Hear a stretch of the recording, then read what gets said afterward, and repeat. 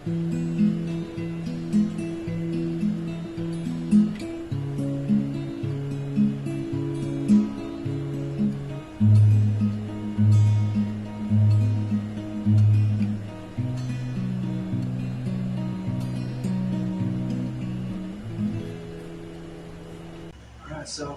okay, welcome to the podcast. So this is the homie Nate. Hey, Nate Dog. I worked with you doing landscaping. Yeah. Groundwork 7 years ago. Has it been that long? It's 2015, and I only know that because my kid was born in 2016, and that's when I went to me and Manny went to Yellowstone together. Oh, okay. Dang, I forgot about Manny. Dude, Manny, I don't know what the hell he's doing now, dude, but I used to see him driving around all the time. Really, so we're sitting on this Fit 8. I've never tried this before, athletic recovery. So thanks for coming on, bro. Thank you. And yeah, it has been that long. It's been a long time. So it's cool to see you beefed up, man. Like you were beefed up. Like back in the day, me and you. I mean, we used to be two skinny little kids, man. Yeah. And like now we're both beefy. Getting bigger. Both beefy. Like, so I see. It's like even now I don't even feel like I'm like bulked up. But I guess because I see myself every day, so to me I don't. Dude, yeah, and that's the thing. It's like if you see yourself every day, it's like you don't notice those little gradual changes. But then like you don't look at yourself in the mirror for a year, and then you're just like, oh shit, dude, like I changed like a lot, like in a good way though. You know what I mean? Yeah. So it's cool that you're. I don't know. I like people that are like doing stuff that aren't just like just sitting on the couch doing nothing. Like they're the same place they were a year ago or whatever. Like I like people that are like inspirational people. That's why I wanted to have you on the podcast. Specifically because I had a homie on at first who's doing some flower farming shit, stuff like that, and then I had my kid on just as a filler because one of people decided to had to cancel, and then the next person I had on was like I work with her in the lab and shit, so she's doing some science stuff. So it's cool to have people that are actually doing stuff. You know what I mean? Give you some shit to talk about or whatever. So so yeah, I gotta ask. So like this guy, for those that don't know, you're considered one of the top endurance athletes in the United States. Is that correct? Somewhat, yes, correct. Yeah. Somewhat. I say just somewhat because I'm not at like the top. Like I'm racing with the top guys right now. Like I'm in the top. Like I'm an elite now. So I just became kind of like somewhat pro athlete. Oh, okay. And you got a sponsor now. Yeah, I got a sponsor now. Bluebird Running Company. Bluebird. Local company. It's a local company. Local company. So they sell like clothes and stuff like that, or what? Yeah, they have like running gear, supplements like for running. Just like endurance athlete kind of stuff. Like they got running shoes, hiking, like just like outdoorsy kind of stuff. Yeah. Is it like an actual store or just it's an actual store. It's on downtown, like right next to that bank, and then they have that little plaza. I don't know what that is. Plaza de las Cruces or whatever. Yeah, like they have that little coffee shop where you can go inside and like a little patio area and like have coffee and stuff. Okay. Yeah, they're like upstairs, located upstairs. Nice. Yeah, I never heard of it until you're sponsored by them, dude. So we can give them a shout out in the comments or in the comments, the description or whatever. Yeah, they help me out a lot. Definitely, they paid for some of my entry fees and everything, and then help me out with gear and all that. They got a website? I don't know if they have a website. Maybe. Okay, we'll check it out. Like I usually just go in store and just order stuff, and then anything I need, they just order it for me. Cool, and then we'll put a link to you were just recently in the Las Cruces Bulletin. Yes. Okay, and that's how I know. We'll put a link for that too in the description. So that's how I know, because in that headline it's like top endurance athlete or like one of the top, maybe. Yeah, one like of the top. Number one, but regardless, that's still phenomenal, dude. And like, so what exactly was it that like got you in to running? And because I know running for a lot of people is like a love-hate kind of thing. I try to explain the runner's high to people, but some people don't get it. It's like one of those things you just gotta feel it for yourself. Okay. Then I guess they kind of realize they're like, oh, that's what a runner's high is. Like, yeah, it's like you get past that breaking point, and you just go and then you're just like, yeah, all of a sudden it's like you just get like a second wind or whatever. you know. So, but what got you into it in the first place? It's a funny story about that. Like, so running.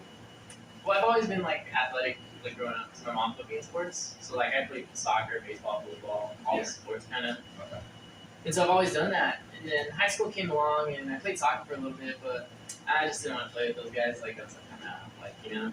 And so then I stopped doing sports altogether. And then like senior year came in, me and my best friend Aaron, like we were like, dude, we need to do something. Like it's our senior year. Yeah. Let's do something so we can compete against each other. And I was like, Oh, well, nice. we can't do like football, soccer, anything like that. Like who knows if we make the team? We're like, let's go for track, like just for fun, you know? Yeah. So I joined, and then this guy didn't. But it's because he had other stuff. He had band and all that other stuff, so Yeah. he didn't join. And I was Band's like, demanding. yeah. And I was like, oh, you jerk. I was like so mad at him, but I was like, it's cool. And so then I stayed with it, and then my brother-in-law was in there with me too. So, Okay. but he had been already doing cross country, so he'd been a runner already. And then I just got into 400-meter hurdles, and then literally we were just doing that for a while. And then I got out of high school, and then just started picking up like local races just to run for fun. Okay. And, Like 5Ks and 5Ks and stuff like that. And then I don't know, I started winning. Like I was doing good. I was like top 3, you know, most of the time. And I was like, this is really fun. And then yeah.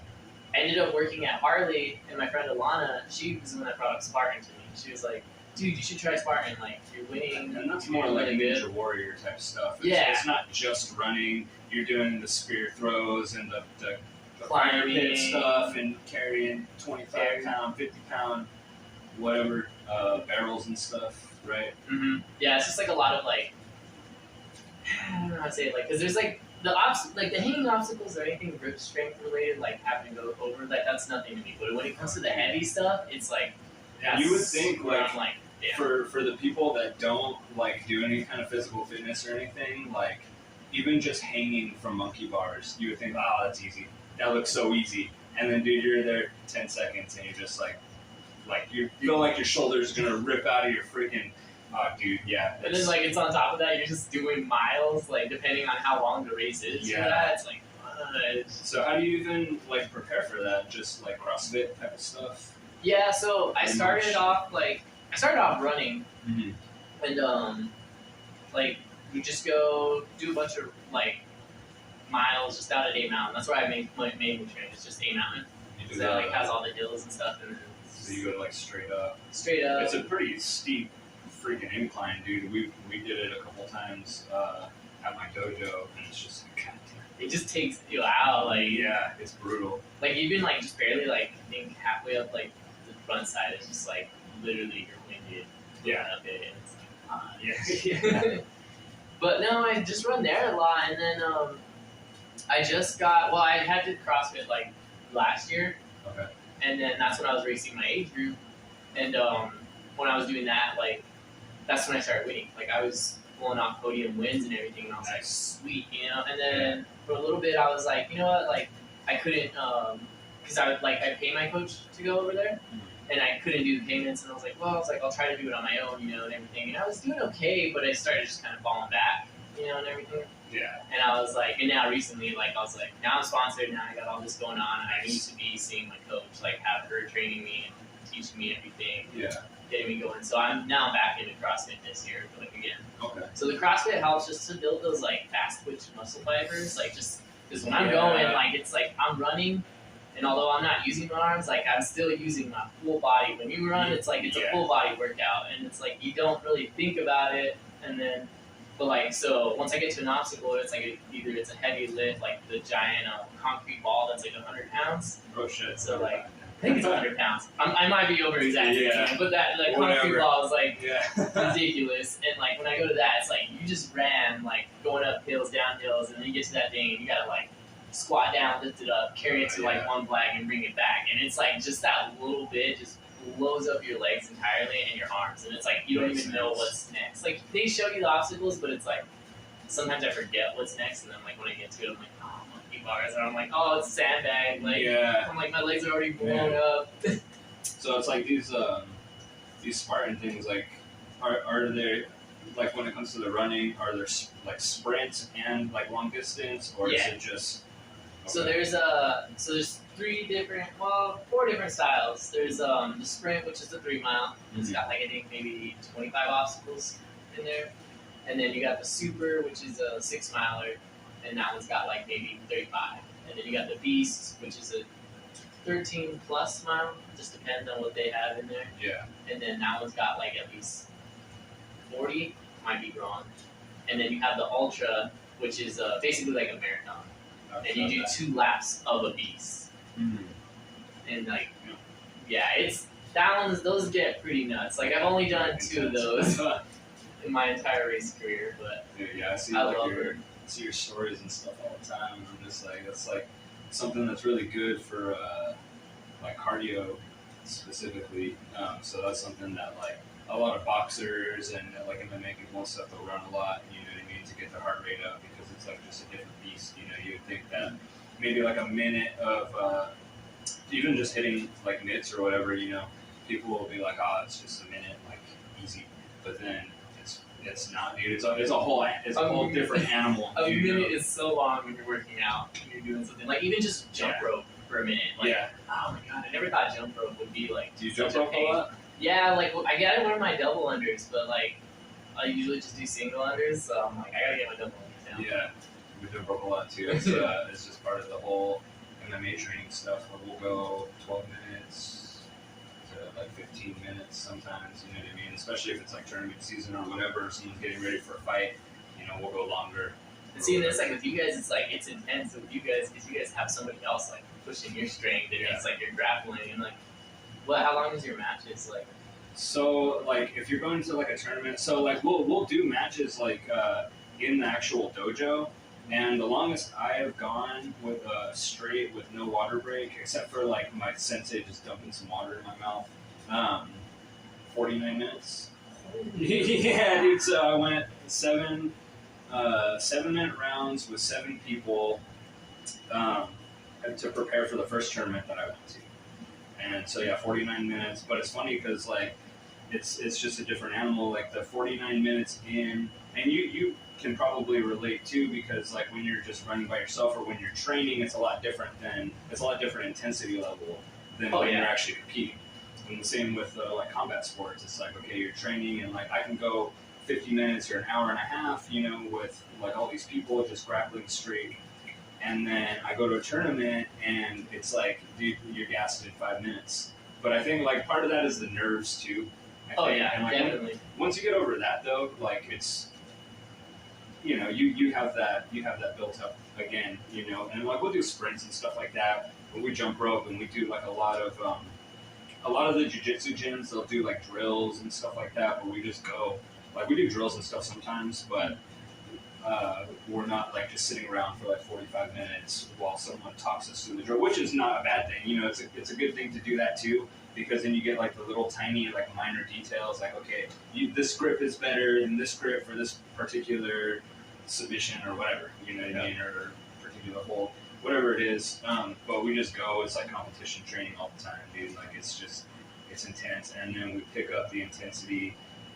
Especially when it comes to tournament season. So a lot of times it's like a flow where you're just going, like if you had a niece and a nephew there, Are they still there? No, they're not there. They're not there anymore? No, it's because like we asked my nephew if he wanted to really do it, because we were like, we don't want to pay, and then he doesn't want to do you it. just did the free week or whatever? Yeah, we just did the free week, yeah. and then when we asked him, he was like, no, I don't really do it. And we were like, oh, okay, dude. Because I saw you there, and I was like, yo, I was like, is that Nate? What the fuck? But yeah, dude, like, I got my kid in it because kids are vicious, and it's good to have kids in sports, like.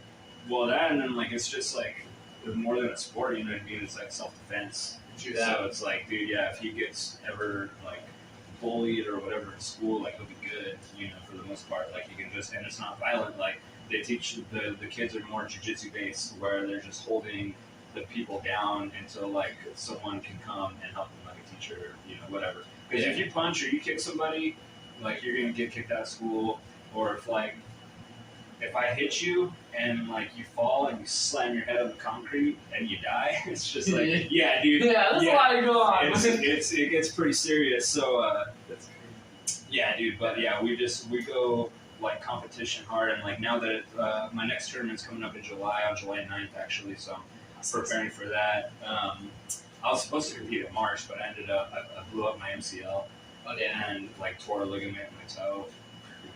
All in the same thing, dude. Like what happened was I was grappling this dude that's like 100 pounds heavier than me.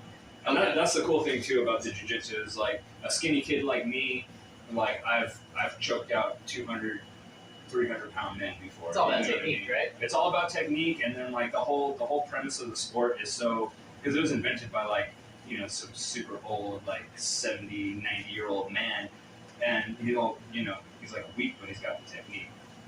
So it's like that's the whole premise of the sport is like the kind of the underdog or the guy that you're like. Most people are scared, and like I've noticed now, like after training, it's like I don't get intimidated by big, bulky, tatted up people anymore. Like, there's like intimidating looking people. They might not be like violent or anything, but just like they just look intimidating. And after training, it's like okay, like I could probably handle that guy or whatever. It's funny that you say that. That's why I am when I go to races because I'm all I size everybody up. I'm like, the guy might be big, but he's gonna be slow. And it's like the guys that you don't expect are the ones that like will like be the tough competition. But it's like it's funny because like now that I've known that doing races all this year, it's like I know who's gonna be the tough ones, and I'm like, okay, there's my comp. And I can tell the same too, like because like when you have like the short, stocky like wrestler type dudes, those are the dudes that I can usually like handle. So like my first tournament, I got bronze, and like what happened was the first guy that I was supposed to match up with didn't show up to the mat, so I was sitting there waiting. So I won due to disqualification, and I was like, dude, and like I was kind of pissed because you don't want to win that way. I wanted to fight, and like then I was like, okay, I'm gonna get another match. I got another match. The dude was on my back for they're 10-minute matches. The dude was on my back for 8 minutes, and he was trying to choke me out, but like I'm pretty good at like defending my neck. And then you could just hear him like that's how you can tell the difference between like your cardio and someone else's cardio. When someone's on your back and you're still breathing out of your nose and stuff, and there's and you're just like okay, and you're just like waiting for them to gas out, because he's trying to get my neck, and that takes there's like in in the combat sports and jiu-jitsu particularly there's the cardio, there's just like the normal cardio, but there's also squeeze cardio. You know what I mean? Because it takes like a lot of oxygen to just squeeze, and a lot of people can't squeeze for a long time. So like if you get like a heavy bag and you just like hold it and you just squeeze the shit out of it for like 2 minutes, dude, your arms are gonna be gassed after that. So it's like because like the minute you let go, it's like because it takes oxygen in order to squeeze. So you do have to work on squeeze cardio. Like you could have the best cardio in the world, but if you're trying to squeeze somebody, like it's just a whole different type of cardio. It's good to have both, obviously. Yeah. I mean, it's good to be well-rounded, but like, it's a different animal. So that guy was on my back for like 8 minutes trying to choke me out. It didn't happen. And so he just like threw his leg over my head, got an arm bar, and then I tapped out in 8 minutes. And I was like, damn, first guy I got like disqualified, and the second guy tapped out. I was like, I didn't come to this for that, Like it's kind of disappointing. Like you gotta take your losses as they come, because you learn from them. Oh yeah. You can't just let it get to you, but at the same time it is a little disappointing, dude. You're just like, shit, like I lost, and like I drove all the way over here. And that particular tournament, dude, like my car battery had died, and it was in El Paso, and I had to weigh in at like 7 o'clock in the morning, and so I was like trying to get my car, and then Volkswagen likes to do dumb shit and put like car battery. Like my car battery is literally located under my seat, and like interesting. Yeah, and then they do, and like if you look under the hood, it's like there's plenty of space. Like the terminals are under the hood. Yeah. But the actual battery itself is under the seat, and there's hopefully some kind of cover, because if the battery like just decides to explode, then like you're fucked. There goes my ass, dude. So it's weird German engineering. I don't understand why they do that, but like certain Volkswagens will be in the trunk, other ones will be under the seat, and then some will be where they're supposed to be under the hood. So like they have to take like the whole seat apart and all this. Volkswagen is like the Apple of cars, dude. Yeah, because they're like, you have to go to the Volkswagen dealership. You have to get this specific oil. You have to get. Yeah, and it's like, okay, if you put this, like, you can get the synthetic oil, but if you put it in your car, like, your shit might, like, explode. And it's like, God. So, yeah, so it's like, I put, like, a post on Facebook, and I was like, dude, like, I need to make it to this tournament. Who can drive me? But it was like 5 o'clock in the morning. No one was awake, and I was just like, fuck. So I had a friend, actually, this girl and her husband. Hopefully, they're gonna come on at some point soon. They're like top like cannabis growers like in New Mexico. What's their? Do they have like a shop yet? I don't know if they have a shop or I don't know if they just sell. They have a farm. Okay. And I don't know if it says called Bird Fam Farms. Bird and then PHAM. I think that's the dude's last name. I've only met him through Facebook. Okay. I don't know. And then like the the cannabis community or whatever. But they've won. Like I think the last New Mexico Growers Cup they won first place in like 3 categories. They have like topicals and stuff like that or whatever. But yeah, so that girl had actually hit me up, but they live out in Anthony, and then she was just like, hey, I don't want you to miss this. My husband can come pick you up and take you out past the home. I'm like, oh, dude, that'd be dope. But then my other friend hit me up who lives in Las Cruces, and I was like, okay, I don't want you guys to like waste your time and stuff. So I called the promoters, and I was like, dude, if I don't make it to the weigh-in, like I explained to them the situation. I was like, my car battery's dead. I'm trying to make it to the weigh-in, but if I don't, can I like do I have to forfeit? And they're just like, no, just make it here. Like, just make it here. And then if you don't make it before the weigh-in, just come find me and I'll set you up. And I'm like, all right, cool. So I was able to get there. And then my sensei couldn't go because he ended up coming down with COVID. And so I ended up coaching the other kid that went, like the 13-year-old kid that went. So my first tournament, I was a coach and a competitor. Damn, that's good. Yeah, dude. So like it ended up, but I got bronze, and then like so I got disqualified, or the other dude got disqualified my first match. My second match, I got tapped out, and then I was all like, damn. And then I looked at the bracket, and I was like, okay, I got one more match. And then that guy, he was a short, stocky guy. The guy that tapped me out was like athletic, the athletic guy. The short, stocky wrestler guy, I tapped him out in like 5.5 minutes. I choked him out with my legs. Got him a little triangle choke. But so that was like going back to just sizing people up and just kind of knowing like who you're gonna do the best against based off of like previous experiences. Yeah. It's like, okay, in the gym I usually tap out the more stocky wrestler type dudes, but not the skinny athletic jiu-jitsu type guys. Because the jiu-jitsu is like fighting off of your back, and then wrestling you don't want to be on your back because that's how you get pinned and all that stuff.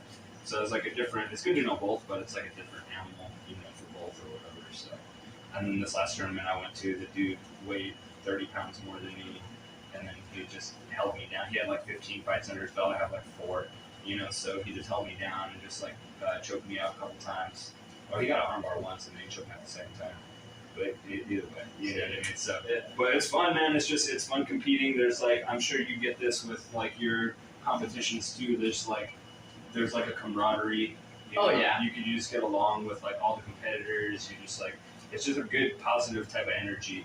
Mm-hmm. Like it's crazy because now like it's hard. Like I can't size up my competition this year because now that I am in elites, like it's like I'm racing with the best of the best. Like, yeah. So I see these guys and I'm like, they may be bigger than me, and sometimes before it was like the guys that are bigger than me like were slower. They were good at the heavy obstacles, but they were slower at like running and like doing any of the hanging stuff. Like yeah. But it's like now it's like it's the best of the best. So I don't know who's gonna be on top or where we're gonna place at and stuff like that. It's just like now it's all a learning process again. Like I'm starting from the bottom, like the way I did. So whenever I told you my friend Alana had suggested Spartan to me, so we were going to Arizona Spartan and it's back in like 17. And I thought, well, I'm winning all these races, I'll join elite. And back then, anybody could join elite back then. Now it's like a closed off category. So now you have to like race in your age group, either get top 5 in your age group, and then you can bump up into elites. And so back then I joined and I was like, oh, like let's see what I do. I'll probably place decently. Yeah. And I don't even know where I was at. I got so first off, I ended up getting there late to the race. And then, like, as soon as I got there, like, they're all in the corral, and I didn't know what I was getting into at that point. Yeah. So I jump over into the corral, and then I'm, like, standing there, and it's, like, all, like, full of people. Like, the corrals are huge, like, Mm-hmm. and nowadays, like, the races, like, there's not that many people at least, so it's like maybe total, like, this corral's kind of small, like, people, but back then it was like huge, it was all full. Yeah. So I'm like at the very back, and they start the race, and for whatever reason, I got disqualified for that race. I don't think my timing chip went off or whatever. Something happened. I ended up getting disqualified. So I don't even know what I got, but I know I was nowhere near the top. Yeah. Like I was way down at the bottom, and I was dying. Like it was the worst thing ever.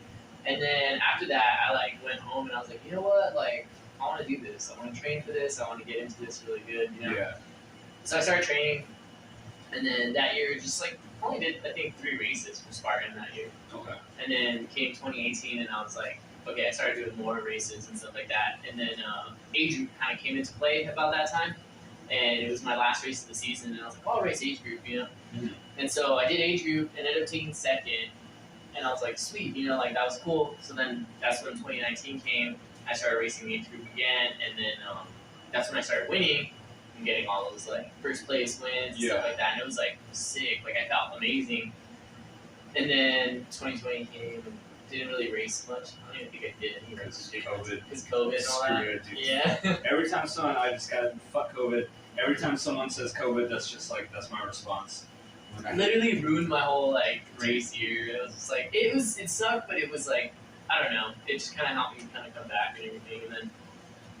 No, that's how I kind of got into sparring, was just because like my friend suggested it to me, and then I sucked at it, and I was like, I don't want to suck at this. I want to do good at this. That's the mindset you have to have. Like you have to have it. Like I said, you got to take your losses as they come, but you got to learn from them. I had plenty of losses. Yeah, and you got to be like, okay, like I don't want to feel this way again. You know what I mean? Like that's just, I mean, that's how I did. Like you take losses, even just training, dude. You take losses. Oh yeah, there's days all where the it's time. like, I'm like, why am I breathing so hard? Why am I like my time's so slow? Like, and you can't let it get to your head. Yeah. Like a lot of times, like if I go and train and I'm getting beat up by people that just normally don't, it's like, okay, maybe I'm having a bad day, maybe they're having a good day, or maybe it's just like, I don't know, you know, maybe my mind's not in it, but like I still not force myself to go, but like I'll still go. Like if it's to the point where it's like, okay, it's like a mental type of deal where like last week, like my kid ended up getting COVID, and then like my car, like he was very mild symptom and stuff, but I don't want to bring him around other kids, you know, stuff like that. So I skipped out on like 2 days because I had him. My air conditioner, my car went out, so I had to get that fixed and pay a shitload of money for that. So I was just like, man, I don't want to go today. You know, I go every single day, so it's like, okay, I just don't want to go today. And sometimes, like, when you're in that mindset, that's when you do the best, and you'll surprise yourself. And a lot of times, just showing up is the hardest part. And then once you're already there, you're just like, well, shit, I'm already here. And then you get done, you're like, it wasn't so bad. Dude, and then you feel good. You feel good that you went. And then, like, because if like this morning, I went to train, and like, if I were to stay home, you know, and my training gets done at noon. If I were to stay home and then all of a sudden it's noon, I'm just like, damn, like I could have went. Yeah. And you know, what did I do with my day? Yeah, it would have been noon already, anyways, regardless, you know. But yeah, it's just one of those things where like you just got to take those losses. You got to learn from the losses, and then you just got to like use those to help improve yourself and like make yourself better. Because again, like you don't want to feel like there's no shame in losing, but it always feels better to win. Like being on top is like it's amazing. Like yeah, like holy shit, like I did it. And it's like now, like even though I am where I'm at in elites, and like I've been on the podium in age group, like yeah, I'm happy about that. And I'm proud about all that. But I'm like I haven't hit the podium yet for elites, and I think it's like that day that comes, like it's gonna be like I actually feel like I made it, you know. And I'm like cool, I actually hit podium in elites. Like I can say like so you were hell yeah. You were basically like doing the elites before the elites were elite. Is that what you're saying? Because like in 2017, you're saying that like pretty much anyone could. Yeah, pretty much anybody could join elites back then in 17, and I think it was like 2019 is when it kind of started closing off, like where they were like you have to have like because they're trying to structure everything. Yeah. They're actually trying to get into the Olympics for the Summer Olympics. Nice, dude. So that might be a thing like in 2023 that they were talking about. Cool. So I was like, that'd be crazy, you know, like do that good and then end up becoming like Olympic champion. Yeah, Oh like, god, that'd be nuts. That'd be sick. Like it's all a process of working there. It's like most of the time, like so I was racing elites back then, and then like, but then again it was just like anybody could do it, you know. But I didn't think nothing of it because I was like, oh, you know, I'm racing elites, you know, cool, whatever, Yeah. you know. But then that's why like I dropped myself back to age group because I was like, I need to work my way up. Oh, I see. To, I see what you're saying. I thought you were like in the elites and then just stayed there. No, I was in elites and then I dropped back to age group because I was like, I need to work my way up. I can't just climb the ladder. Yeah, and expect to just like go from here to there like real quick, like make that jump.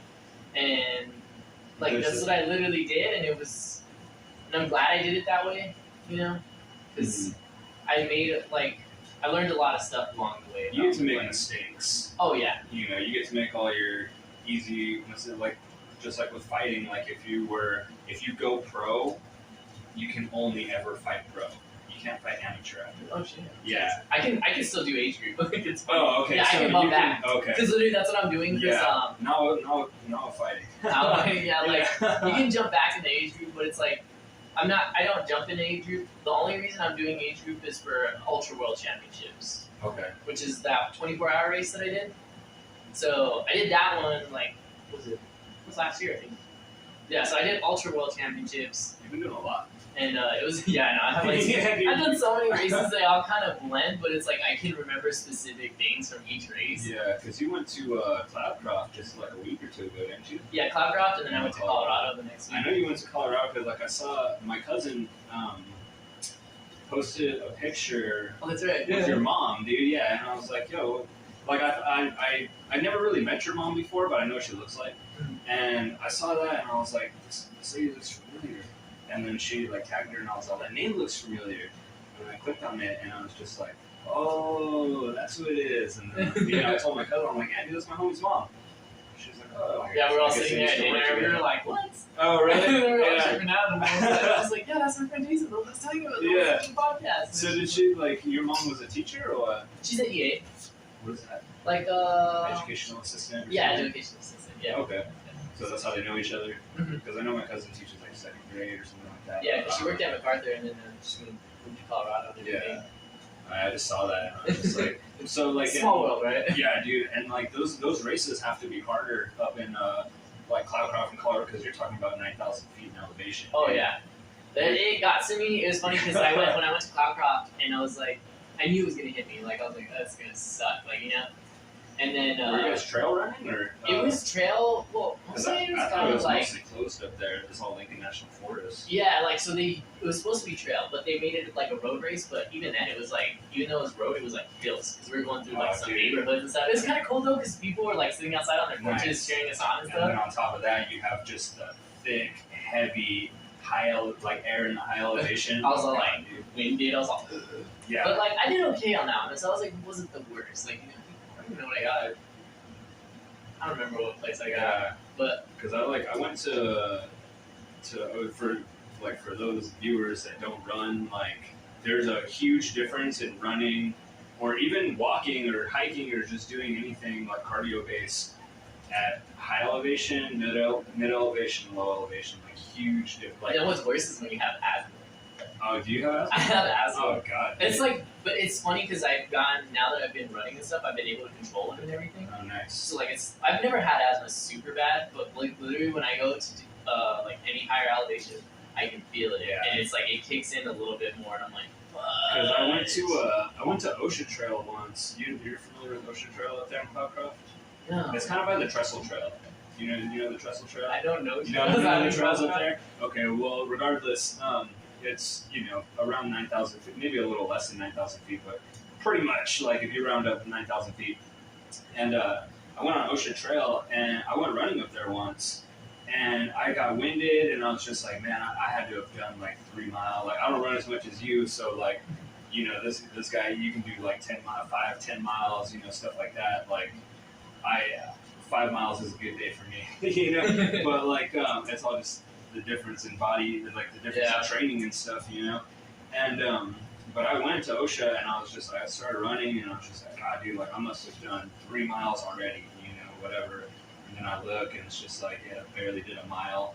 And I'm just like, God, like just all the, it's thick. And like whenever me and Manny, like we were talking earlier, when me and Manny went to Yellowstone, there were people from like New Jersey, 200 feet above sea level, and like we were climbing mountains as tall as A Mountain, and it's just like they're just done. They just, and I'm just like, God, like you don't even realize, because I mean, I don't know, you were born in Las Cruces? Yeah. So you were born in high elevation. I was born in Alamogordo. Alamogordo is a little bit higher than Las Cruces in elevation, so.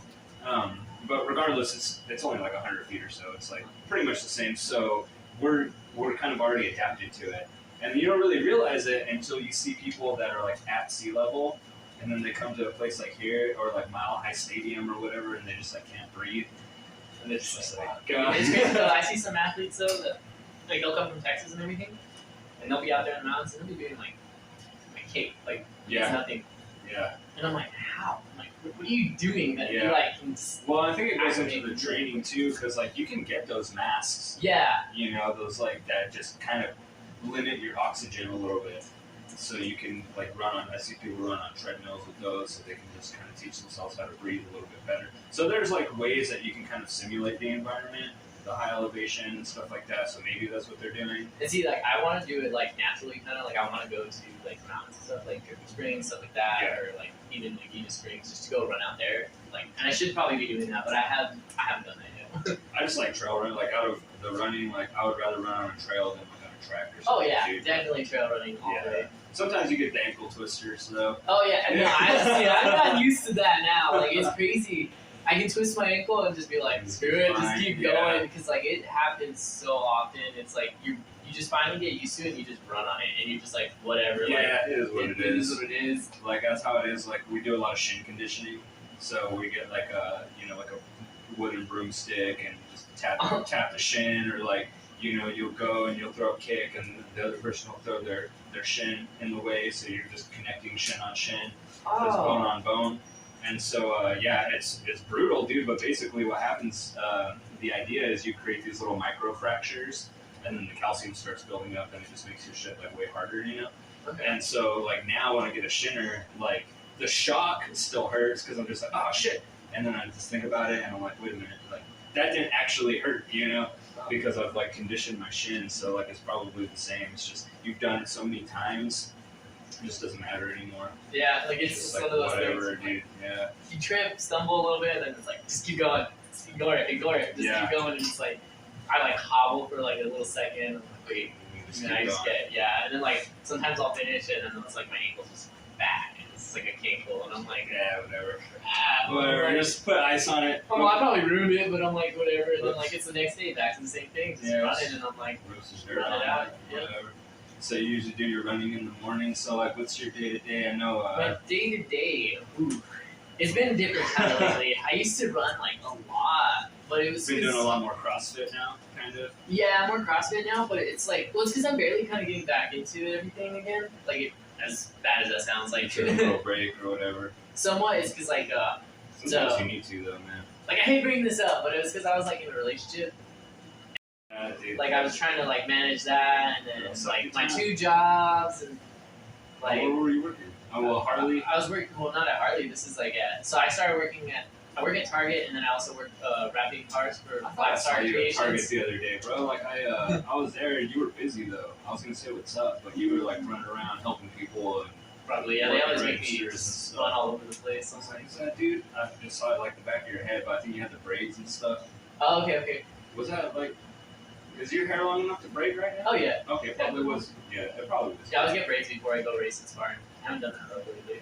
Yeah. But yeah, this girl Ashley at UGK, she always does my braids for me. Nice. So like, she's a sick ass job. Nice. I love it. Sorry. But no, you're good. No, so like, yeah, I had like that going on, and it was just like, I don't know. I finally just decided, I was like, you know what, I need to focus on me. I'm like, I got this whole thing going on right now in my life, and it's like the school coming back up too. Like, I'm still going to school right now, trying to get my mechanical engineering degree. Nice. So, Bachelor's? Yeah.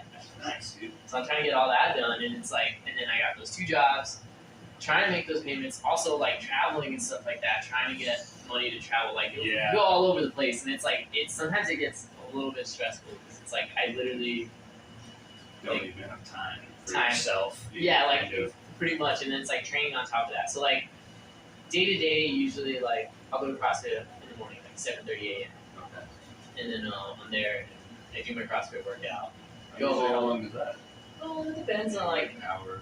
like an hour and a half. Yeah, just people farting around sometimes, like just Yeah. talking. And like then it's like it takes an hour and a half. Yeah. But most of the time it's just like an hour. Like it's real Yeah. quick, Cool. get in, get out. But it's like those workouts are brutal. Like Well, you're she doing puts like us through our paces. and you're stuff. you're lifting like Olympic, like your Olympic weight, or like you're not like Olympic weight, but like It's like Olympic. kind of like what they do in the Olympic weightlifting. Yeah, where Yeah, you're just like snatches kind of hitting and- your max. Yeah, Not every time, but not every time, but just enough to kind of keep track More and than like normal. build strength.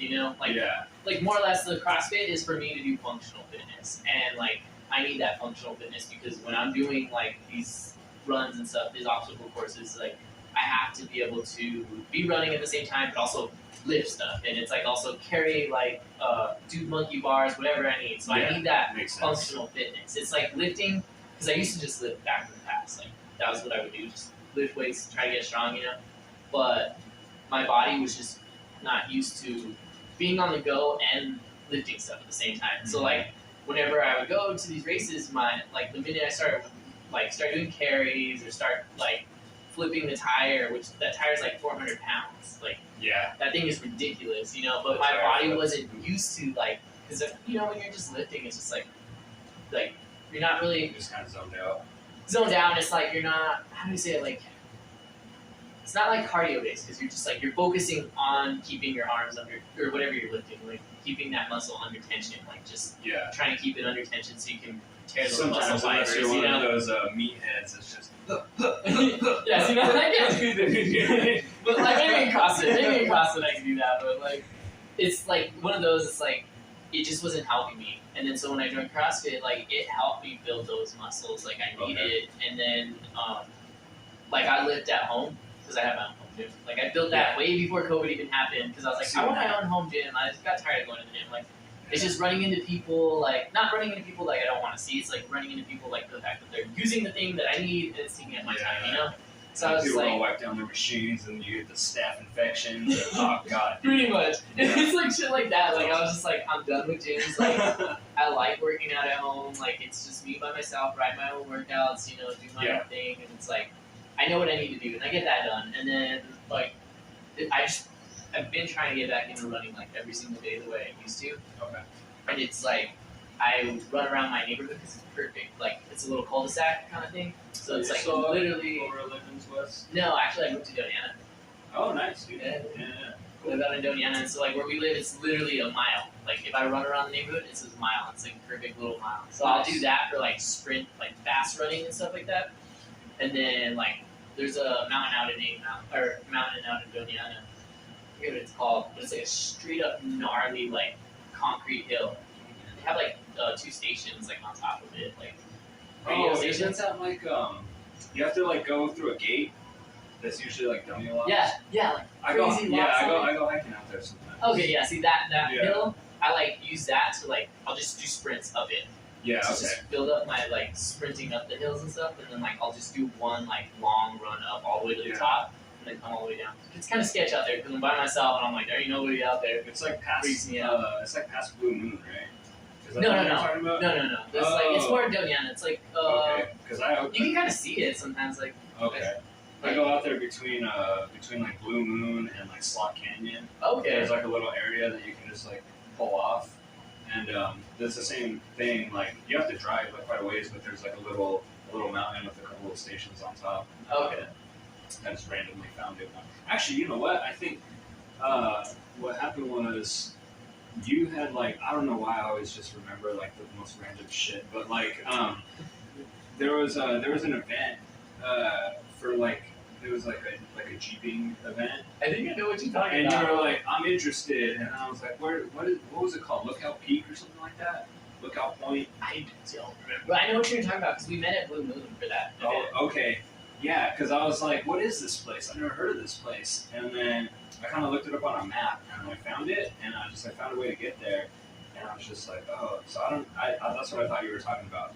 But it's just funny because That's super crazy though. Yeah, you're the one that kind of like inadvertently, you didn't like introduce me to it, but in a way you kind of did because I was just like, oh, Nathan Hidalgo is interested, and I'm just like, okay, well I'm gonna check this place out because if it's a jeeping trail, it's got to be a hiking trail too. Yeah. For the most part, you know what I mean. That's usually how it is. So I checked it out.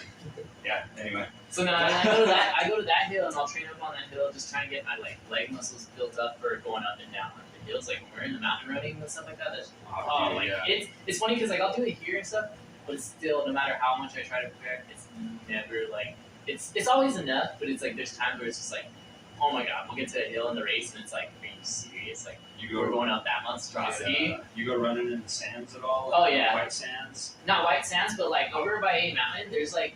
That's why I love A Mountain because it has like pretty much anything and everything I need. Like there's like a sand, like a little arroyo that goes through it, kind of towards the backside. Yeah, pretty much. Yeah. And I'm like, I'll run through that just to like build up my sand running, like, and then like you have the rocky terrain. Like, dude, I know all those trails over there at A Mountain. It's like it's ridiculous. Like if I'm like in my head, I get there, I'm like, okay, what am I gonna run today? Like, yeah. So I'll put down this miles, and I'm like, I know which way to go to get to reach that distance. Like the other day, I went out there and it was late at night. I don't know if you saw my post about that. Probably. I can never tell whether your posts are late at night or early in the morning. Oh, okay. Because it's just dark regardless. And you're just driving. Probably don't even have any headlights on, and you're just dude. I'm just like, God, what the hell? But like we were, so I was coming back from working with my boss out in Clovis. And I was like, I'm gonna go run. And I was like, I'm probably gonna go do 4 miles when we get back. And then he's like, no. He's like, you better not do 4 miles. He's like, you gotta do 10 miles. Oh, and I was like, I did see that. I was like, when are you gonna do 10 miles? And then I was you gotta have the people that challenge you. Yeah. And I was like, the fact that he said that, simply that, and then it was like pitch black out. So all I had was my little headlamp, and I just was out there on A Mountain just running like for 10 miles. And it was just like, it was. Once I got done, I was like, I felt good. I was like, hell yeah! Like I actually did that. Like. You know, he told me to do it, and I was like, I didn't want to, but then I got done, and I was like, I did it. I was all sick, you know? I was wondering, because, like, we had gone, like, our dojo had gone to White Sands, and we were just, you know, like, we were just hanging out there, you know, cooking, and, you know, just hanging out, playing with, like, in the sands and stuff, and, like, we'd go down one of the dunes, and I would either, like, bear crawl my way up it, or I would, like, run up it, dude, and, like, just running up one of those dunes, it's just because you sink in, you know? And, like, your calves are just... After just doing it once, dude, your calves are on fire. And I'm just like, God, that would be a good. I was just thinking about. I was like, that'd be a good way to train for. There's one I know that's in Boccaccio that a lot of the cross country runners. It's like a sand hill. Like Boccaccio Peak. I don't know. Okay. I know it's just like it's. My brother-in-law told me about it. Like it's like if you're going into like those houses up there, and it's like it's just dead end. It's like there's a dead end, and it's like where it dead ends. There's like this little hill, and it's just pure sand. He's like, you should go train there. Do that hill. So I'm like, I might consider doing that, but mostly I want to get back into running like every single day and like doing long distances more and more. So that's what I started doing, and like that's what started helping me a lot, building my endurance and everything. So let's like when I go to the races, the running is not the hard part.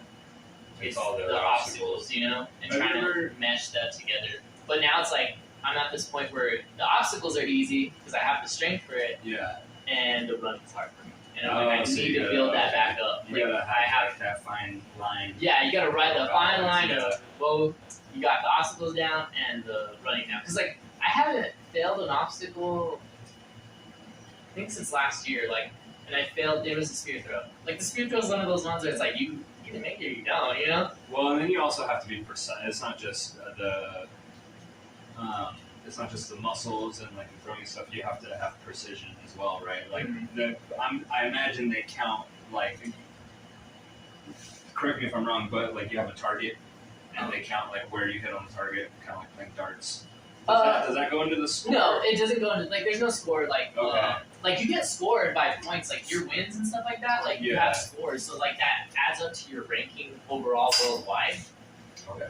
And like now that I'm in elites, like that counts a lot more or less because, like, well, I'm not even close to the top at all. Like the guy that right now, like, I didn't race any of the series races because there's series races, and those ones are like the ones that like count towards championships and stuff like that. Mm-hmm. Right now, this year, I was like, I'm gonna race as many races as I can as an elite, get my ground and figure out what I'm doing and everything. It's just a learning process this year. And I was like, and I've been, well, 11th was like my highest place right now, I think, where I got 9th one of the times. Out of how many people? Mostly 30 to 24 people in our team. Oh, dang, that's good. Like it's like I'm up there, but at the same time I feel like I'm not up there. You know, like it sucks sometimes. Like, but you gotta one look of the at races I got completely last place. Like, and I was like, damn, that sucked. Yeah. Like, you know, but I thought about it. I was like, you know what? Like, I'm racing with these top guys. Like, I can't expect to be like up there. Like, these guys are like known very well for what they do. Like they go places and people see them and they're like, hey, you know, I knew, like they get excited to see them. It's like it's funny now because like that's happened. Like when I go to races, like people are like, oh hey Nathan, and like we'll say hi, what's up, you know. And I've made like tons of friends like over throughout all these races and stuff. Like people that I would never meet. Like that's the cool had thing. I not been doing it. All the people from all the entire nation just come into like one area, and you can just meet. That's how it was when we went to Yellowstone. Just everyone. And it's like it's just so like. People are so nice, like, and that even when I'm racing, the camaraderie. Yeah. Like this last race in Colorado, me and this guy were running, and we kind of stayed together, and we were going through the water pits, and we were like, there were certain sections where we were slipping, and he's like, no, come over here, dude. Like it's easier to get up over here. Like we're racing against each other, and like we're helping each other out, and it's like, come on, dude. Like we're going up hills, and we're like, come on, you got this. Like we're helping each other out. It's not like just I'm out for me. It's like we're there to help each other out, even though we're racing against each other. It's like that's the nice part. Yeah. So I know you do like CrossFit and stuff like that. Have you ever picked up like or thought about doing other things that might help your overall physical endurance, like calisthenic type of stuff? You know, I don't know. We do a lot of that, like in. I mean, it's different, obviously, because we're training for different reasons. Mm-hmm. But like in jiu-jitsu, we do a lot of animal drills. Because, like, if you look at, like, a bear or something, you know, it's just straight, pure muscle, you know? And so, like, or a kangaroo, dude, they're all jacked and shit. So it's like, you know, we do these different animal drills, and a lot of them are just, like, good for, like, escaping, like, shrimps and stuff like that. They're good for escaping specific positions. But other ones are just, like, they're just whole body workout without having to have any equipment at all. You're just going based off of your body weight. You know, and I feel like that's like maybe not all of the animal drills or all of the calisthenic type of exercises, but I feel like some of that would be beneficial. I would assume, you know, because I mean, you really are just like when you're doing monkey bars and stuff like that, you are carrying your body weight. Oh yeah. And with the calisthenics, like of course, like you know, you can lift and like obviously that's good too. But a lot of times you're not lifting. How much do you weigh? Like 180, 140. 140? Yeah. Dang. I'm small, dude. Dang, well, you're beefy, dude, and like that's why I was just like, that's why I thought you were more.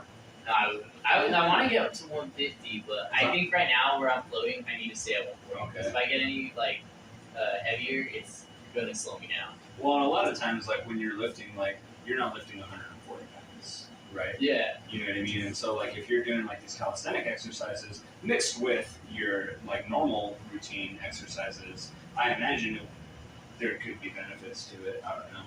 You know what's funny is you say that because like there's a kind of it's cool because up there in Sonoma Ranch they built like a little obstacle course, like trail. It's like a little trail that you can like run in and stuff, and it has a bunch of little obstacles to like train on and stuff like that. I was going out there for a little bit to train on them, but I was like, it's just right now it's hot out. I know they built a little one by the skate park, but I mean that's more like. It's more like a gym. This one's like legit. Like it has the swing rings, like oh really? Pools and stuff. Like it has even like the walls you can run on and stuff like that. It even has like a rock wall you can climb. Damn, really? It's pretty sick. Sonoma Ranch. So like you go like if you're gonna go into Sonoma Ranch, you take a left underneath the bridge and you're going into the houses over there. Okay. So you're going like north. Like if you're going to Mesa Middle School. Yeah, because I go hiking out there. Okay, so like you keep going, like you're gonna go to Mesa Middle School, and then like there's some new houses that they're building. And they built a little skate park out there. Did they build a skate park? A little tiny community skate park. Oh, that's legit. I didn't know that. Yeah. I haven't been out there for a hot minute, but like, yeah, you keep going, and then there's like these flags where they're building new houses, like they're announcing like they're building new houses and stuff. Okay, I've seen that. And then there's like, as soon as you make a right after those flags, there's like it's like right there. It's like there's like a mailbox. And it's like a little cul-de-sac where you can kind of park. So it's after the what do they call it?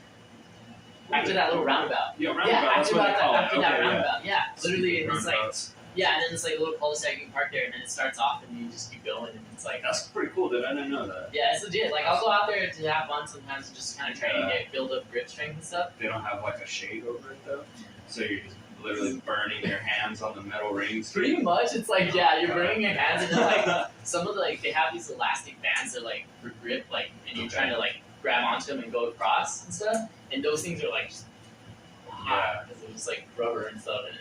But it's like it's pretty cool. Like we were going out there like at night with my best friend before he moved to Calgary. Yeah. But me and him would go out there at night and just go mess around on our own.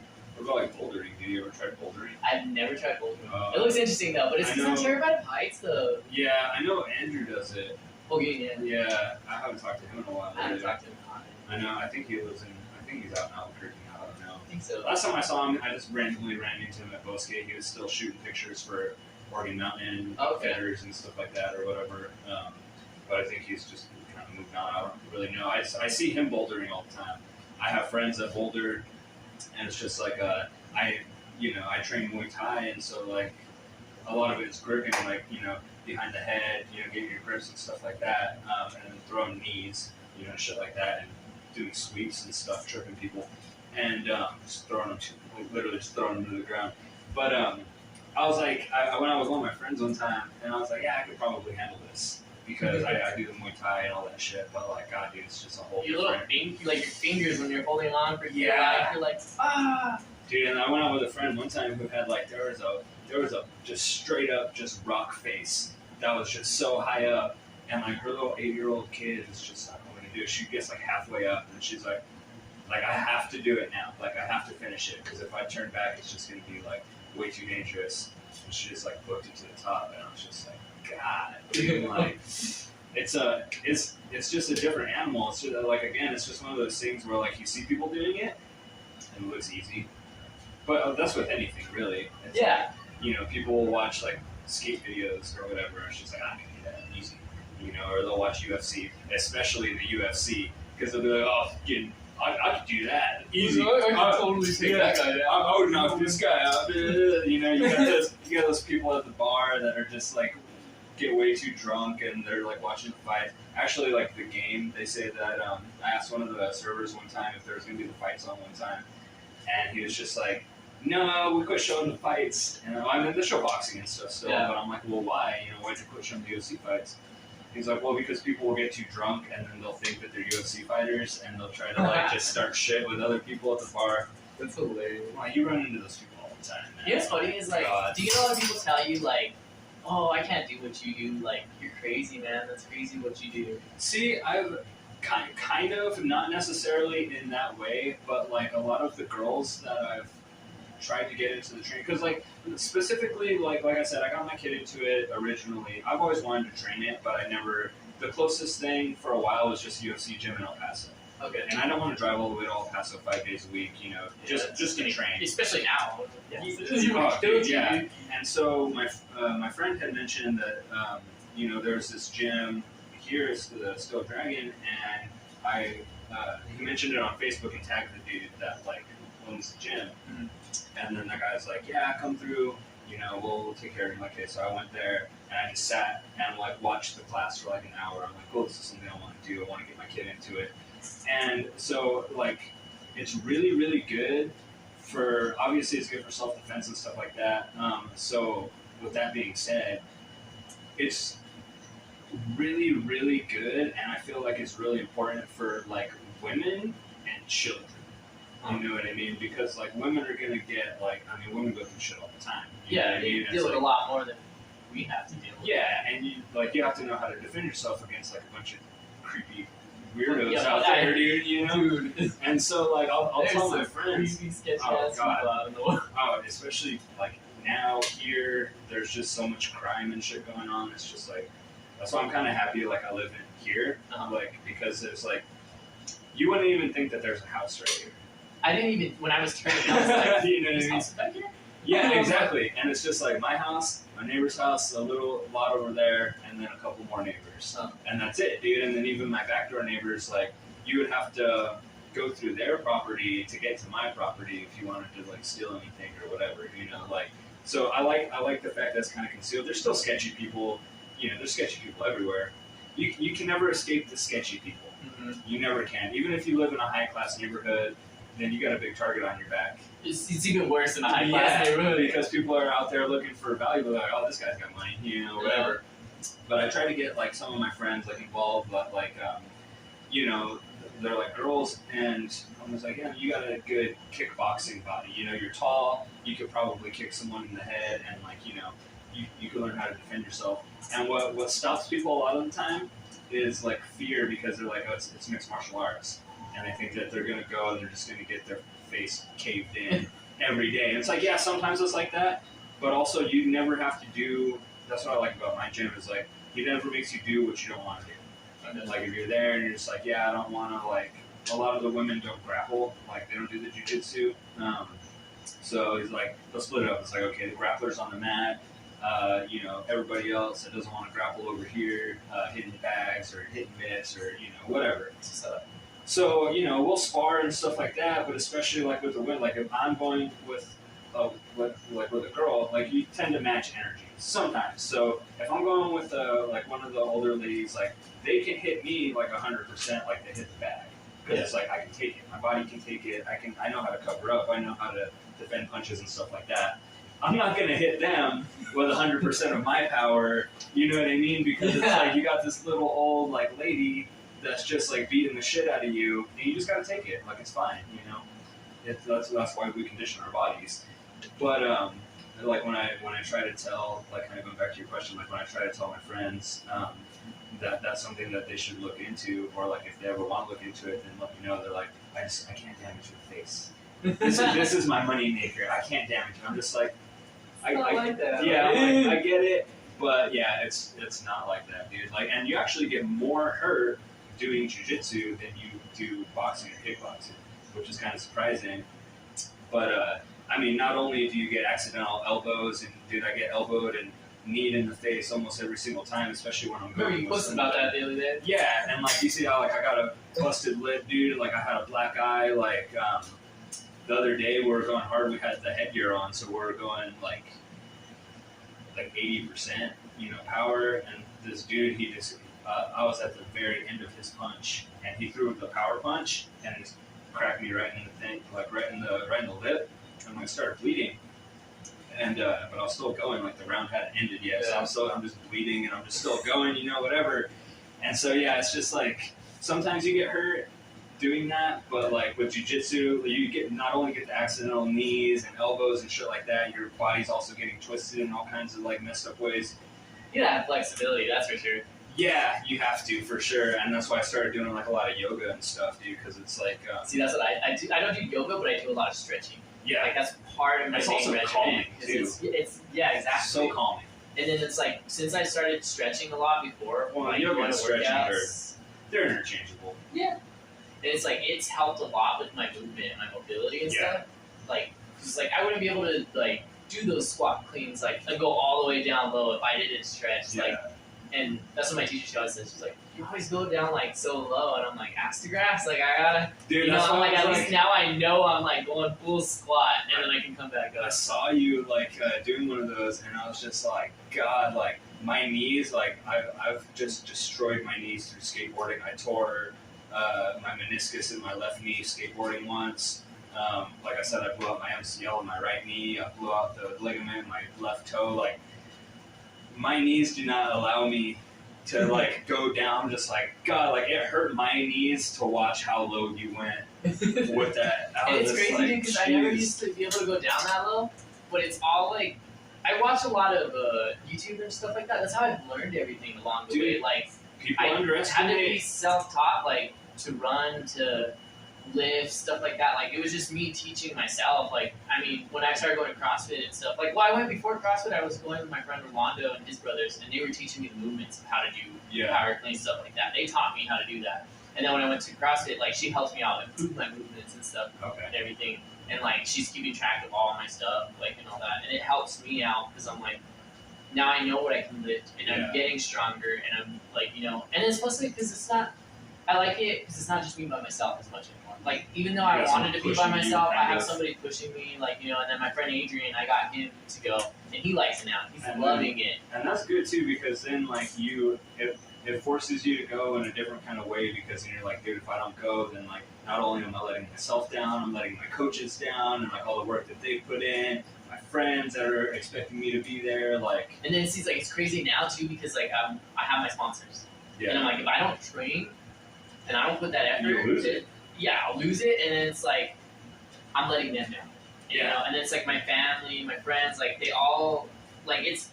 I've noticed like it's amazing that the fact that people like support me in what I do, like, and every time you're like, oh dude, you're amazing, like what you do and stuff like that. That's why I said like it's funny because people will tell me like I can't do what you do. There's no way, like it's impossible. Like you're insane. I'm like no, anybody can do what I do. Like anybody can do it. I'm not no freaking nature, nothing like that. It's like it's just it's the will if you want to do it. Like literally, if somebody wants to do something, they can do anything they want. Like they just have to teach themselves and give themselves that discipline. Like, I want to do this. This is what I'm gonna do. It's like people that go to school, like they finish their schooling because they want to do that. That's what they want to do. And it's like, you know, me, I never would have found running and all that stuff because, like I said, I went to high school and all that stuff. Like I did that just for fun, and then I was like doing all these races on the side for fun.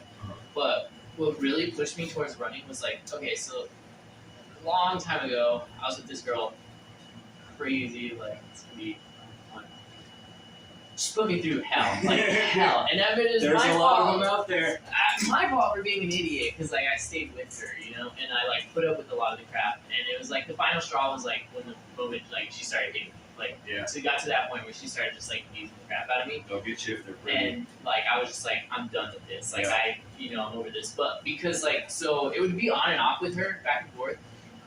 And one of the times I was like, you know what, like, stupid guy complex, like, I was all, I'm gonna go to the gym, get jacked, make her, like, regret leaving me, all this stuff, and then, like, that's why I started going lifting and stuff, and, like, it worked, but it didn't work, like, it was, like, one of those things where it was, like, I was there at the gym, and I was just training monotonously, like, I wasn't really there for anything but just to try to get jacked, and it didn't help me at all, like, I was making a little bit of gains, but it was nothing like your form's probably all messed up. Yeah, like totally jacked. Not like doing the way you're supposed to. I was like, you know what? I was like, you know, like, and I was like, I'm looking at yourself in the mirror more than actually working out. Exactly, like shit like that. And it was just like, it was so stupid. And then when I found Spartan and everything, I was like, this is what I need to work towards. And then that's when I started seeing like the change, real results, and it was like it wasn't doing it for somebody else. I was doing it for me, you know.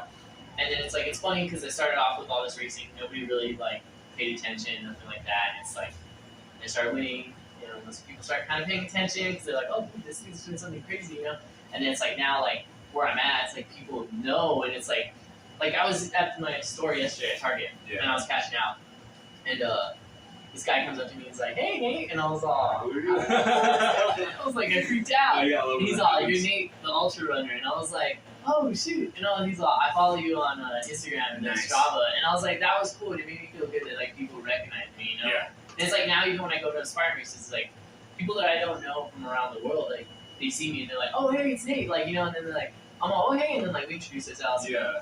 And then exchange information. And it's like, make friends, like stuff like that. And it's like people are starting to notice who I am. And it's like, and I was like, before I felt like I was a nobody, you know. And it's like now I feel like I'm somebody, but I'm still not where I want to be, you know. And it's not like I want to be like, oh, I want to be like famous. I want to be this person, you know. It's just like it's nice that people like see what I do and they're like, dude, like that's amazing. And they look at me as like somebody that I never saw myself as before. Like I always wanted to be like I guess how would you say it? Like. Before, because I was like, remember you saw me one before, like I was like a scrawny little weak little kid, and you're all like, beefy now. And I was like, and I always wanted to be looked at as like somebody strong, you know, somebody like, you know, just built, you know, and then like it's now people look at me like that, and then they tell me they're like, oh dude, like what you do is like inspirational, like I could never do that, like you're amazing, like. You know, and there's the two edges of that sword because you have like the ones that are like, man, I could never do what you do, and they're just like, you know. But then you have the ones that are like that you actually are inspiring, you know what I mean, which is good. Like, and for me, even personally, I mean, like, you know, I do my own shit. Me and you train in different ways for different reasons and stuff like that. But we see each other climbing the ladder. I see you climbing the ladder. I'm just like, oh damn, like this guy's doing some cool shit. Like, I need to step my shit up like in a certain way. You know what I mean? Like, and so like that's an inspiration to me. And then like yeah, so you have those people. And that, I like, understand what you're saying because I see people like that, and I see you and stuff like that, and it's Yeah. like I see what people are doing. And I'm like, I need to be like at their step level. it up a little Like bit. I need to be there. You know? Yeah. Like I want to do what they do. You know. Well, and then like for the people that do say like, oh, I can never do what you do, blah blah blah, whatever. I mean, that's just an excuse, really. And like, you know, they say that like, I mean, not just they say, but it's true. You know, every 1,000-mile journey starts with the first step. You know, obviously, like there's a beginner's hell. There's a steep learning curve with a lot of this stuff. Like, I taught myself how to play guitar from YouTube. I taught myself like I teach myself a bunch of jujitsu. Obviously, like my coach is my sensei is like a striker. He has a background in like kickboxing and stuff like that. But he's like he knows what he's talking about in the grappling department. But that's not really his area of expertise compared to like the kickboxing and stuff. So he's more like the striker kind of guy. He has more experience in that level. So a lot of the stuff that I learn, obviously, is like a lot of stuff from him, and then just being there and just finding openings and stuff like that. But a lot of it's from YouTube too. And it's like, yeah, dude, I've got choked out. I've got my body just pretzeled 1,000 times. But I kept going, and then now I'm pretzeling other people 1,000 times, and then I tell them, like, I used to be that guy. No, dude, I have to tell them that too, because like I'll tell them like, hey man, like how'd you do in the grappling? Like some of the newer guys, like, did you get any taps or whatever? It's like, no, I didn't get any taps. I got tapped out a lot, all this stuff. Like, I really got to work on my submissions, and I tell them like, no, you got to work on your survival first, dude. Like, that's the first thing is surviving, and then getting the basics after you learn how to survive and get out of certain things. Because when you're surviving, like if someone tries to put you in a submission, not only are you learning the defense for that submission because you don't want to get in, you're learning the offense because you're learning how they put you in that position in the first place. Okay. You know what I mean? Yeah. And so it's like you got to survive. Like although you think you're not thinking about what they're doing to you, you're thinking about subconsciously, it. like it's still happening because you don't want to be put in that. If you ever got like your elbow hyperextended, dude, like it's not a good feeling. You know what I mean? Like you don't want to be in that position again. So you find a way, just like we're talking about, like taking your losses and stuff. It's like you don't want to have that feeling again. So, you have that incentive to like find a way to not be put in that position again. And like it doesn't work all the time, obviously. Like I still get tapped out and choked and stuff like that all the time. It's just like, but it comes with the territory. Like it is what it is. Yeah. But I was telling him just like, yeah, dude, like you gotta survive first. You gotta tap out 1,000 times, and then you gotta learn like the super basics of things. And then after that, after you learn the super basic stuff, then you can start learning how to get those moves from different areas. You know what I mean? Because you understand the basics. Like for like an armbar, for example, like you have to isolate one arm. It doesn't matter if you're on the side, on top, on the back, whatever. As long as you can isolate one arm, you can get that submission. So it's like, yeah, you have to go through that beginner's hell. Unless you're like some kind of prodigy and you're born and you just know this shit, But other than that, like you gotta work.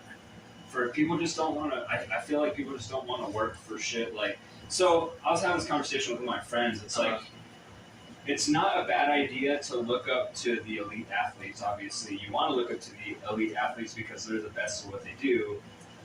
But don't try to be like them day one. Yeah. You're not gonna pick up a keyboard and be Beethoven day one. My mom has that same kind of mentality. She gave me her keyboard because she's like, I just can't play it. And it's like, you're not going to be able to do some, symphonies and sonatas and all that other type of shit, Beethoven and Bach. You're not going to be them by picking up the piano once, and pressing some keys.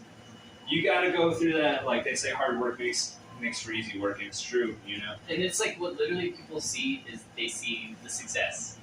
Yeah, but they don't see the mountain. The mountain that you had to go through, like, when I'm out there training by myself, running out there by myself, or I'm in my own home gym just doing all those lifts, like, or when I go to CrossFit, like, like I post my stuff for CrossFit and I post my running and stuff like that. Yeah. It's like, but people just saw all the success, like where I'm at now, and it's like, it was a grind, dude. Like, it was a fucking literal grind, and like only one sparring race that I failed. Two, the first one, like I got DQ'd, but I finished the race. But one of the races, I didn't complete at all. Like, I dropped out. Like, I could not go any further. Like halfway through, or I think I was halfway through, and then because I got hypothermia. Oh. We were in a. That's yeah. That's kind of a good excuse. Though. Yeah, like we were in Lake Tahoe. You just give up. And we're running, dude, and it's snowing. Like at the bottom is nice and like it's cold. It was cold. This is like in September, and it was like freezing. And we're just going up the mountain, and this was a beast. So it was like 13 plus miles. And I'm going up the mountain, whatever, get to the top, and then there's like this. It's like a rope ladder. It goes up like that, and it goes down like that. And I think I've seen that. Yeah, and you have to drop in. You have to start in the water, and then drop into the water. So like, I mean, you gotta imagine it's like ice water up there on top of that. So yeah. And so you're on the very top of the mountain. Like that's where we were at the very top of the mountain. This thing is, and we're in the water. Like, because I could not. Like my hands were gone. Like they were just so cold and they were just so hard. Like they were numb. And so I dropped in the water. I was like, whatever. Like I go through, and then we had to go through barbed wire crawl, come out, and then we go into. I think it was another barbed wire crawl. So you had like army crawl under that. Yeah, like army crawl and stuff. And like I'm bundled up. It's not like I'm not bundled up. But like that shit was so awful. And then literally we got to because this was a championship race. So in a championship race they make it a little bit harder. And there's this then we got to the sandbag, and that sandbag is like a staple kind of thing. Like it's just grueling. And it's like on I wanna say it's like a embankment for like snowboarding. And then you're just carrying that like on your shoulders. Yeah, just carrying it on your shoulders. And then you're just going through the little like whatever trail they throw you on or whatever. But this one like went straight down. And then you make a U, and then you come back up the other side. So you can see all the other people coming up the other side, and you're like, damn. Yeah. But since it was championships, they made us carry 2 sandbags. Oh, it was God. fucked. And like, how much do those sandbags weigh? I think the sandbags are like maybe 60. So you're carrying like literally another human. Yeah, literally another human on my back. Yeah. And I was like, going up hills and down hills. So like I'm going down, crazy, and I get like halfway down the little slope, and I just like looked, and I was like, I don't feel right. Something's wrong. So I threw my sandbags off, and I could not pick them up. And sorry, like, one second. you're good, dude. Stupid alarm. I forgot to turn it off. I'm an idiot. And now I don't know where the phone's at. It's all hidden. I'm like a drug dealer, dude. I got the flip phone. I just got the smartphone a couple weeks ago, and then my smartphone broke. So you're back To the store, and it was gonna cost $120 to fix it. And I'm like, I could literally just go buy a new phone, dude. So I went and bought a new phone, and it was kind of a good thing that I did, because I was like, whenever I would have people on the podcast before, we would go like an hour and a half, and then I was told that SD cards are a thing of the past, and it's all in the cloud now. But apparently that's just iPhones. Okay. And so I'm just like, okay, and then I got this phone, I found out it has an SD card slot, and there's only 32 gigs of like internal memory, and a lot of it's taken up by apps and shit already. So I'm like, okay, I'm gonna get the SD card. It's like 120 gigs, so we can just go straight through now. We don't have to like stop while I upload this bullshit to my computer, and then start again, and then try to figure out where we left off. It was a whole pain in the ass. But anyway, sorry. Go on. No, so like I dropped the sandbags, and I was like, fuck. I was like, something's wrong with me, and I was like, I feel it, and I was just like, I just walked back up the hill, left my sandbag there, didn't even pick them up, tried to take them back up to the thing, just out. And I just like, they had a little gator there, and I just told them, I was like, I'm done, like, take me. Like, so you didn't give them the old Irish goodbye. You just leave. No, I was just like, fuck, like this sucks. So then like they take me in the gator to like a little medical area, and we're in there, and they tell me to strip down completely. So I stripped down. They gave me those foil blankets. Just sitting there drinking hot water. The space blankets or whatever. Yeah, and I'm just like sitting there, and I was like, fuck, like freezing, dude, just freezing my ass off. They gave me like a bag for my clothes, and then no, dude, we're in there, dude. All sorts of elites were just dropping out. Like this was back when I was racing age group. Like all sorts of elites were dropping out. It was just like a fuck ton of us in there, and then like. We couldn't take a ride down the mountain because it was so snowy, so we had to take the gondola. So they pick us up in a truck and then take us to the gondola, and then like we're going down in the gondola. And then like by this time, my mom's down at the bottom. She's with me at all my races. She's freaking out because she doesn't know where I'm at and why I haven't came down the mountain yet. And she was helping out some other lady down at the mountain, like, cause she had this big, we bought this big old like overcoat thing. So she had no idea what was So she had no idea what was going on. She's helping out this other lady, and then I finally get off the gondola, and I have to like find her in this whole little village. Like I didn't know where she was, but I don't know how I found her. I ran into her somehow. Yeah. And then like she's telling me what had happened with her, and then like I was all like just stripped all naked, just like there in my little foil blanket. I was like, oh, but that was one of the hardest ones that I ever did. And then I went back like 2 years later, and then I completed it. But by then it wasn't snowing that year. Okay. Yeah. Yeah. Then when I went to Telluride though, it was like it was snow on the mountains, but it wasn't like snowing at all. Mm-hmm. But down was nuts because that was the that 24 was the one you hours. just went to? No, Colorado Springs is where I went, but the Telluride one was a 24-hour race that I did. Because Telluride's in Colorado, correct? Yeah, it's in Colorado. That's what I thought. It's like Colorado Springs is on the east coast, and then Telluride's on the west coast. Okay, yeah, because I took a trip up there, I think, because, like, when I was doing my master's degree, my study site, basically, was up in Farmington. Okay. And then we had taken a ride up to, like, Telluride, we had a rental It's a car sick little place, and some money, you know, like, the school pays you, they give you a food, what do they call it? Food token company? Yeah, they basically, like, they reimburse you.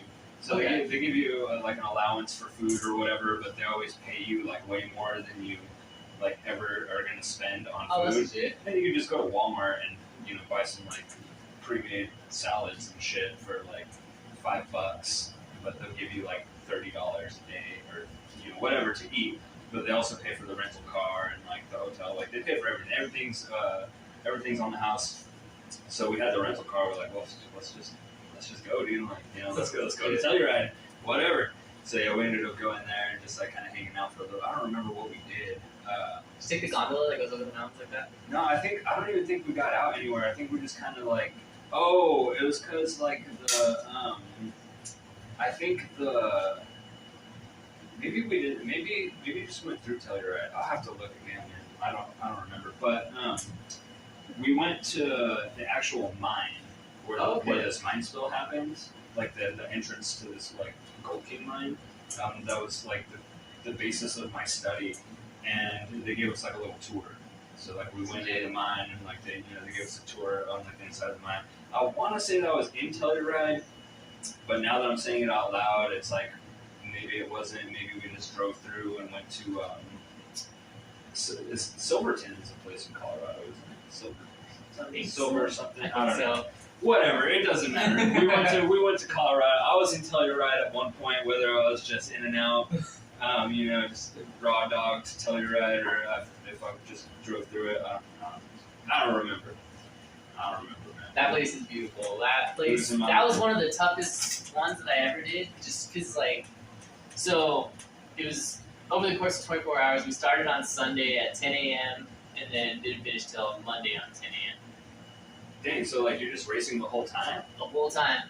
So it starts off with the first lap is a 12-mile lap. You don't have time for food and drinks? You do. So you take your own food and drinks. You have your own like little. So they. Running and eating at the same time. Yeah, pretty much. I was telling one of my friends that literally earlier because he's barely gonna do the 24-hour race and he's never done it. And I was like, he's all, what tips do you have? And I was like, honestly, dude, I was like, learn to eat and run.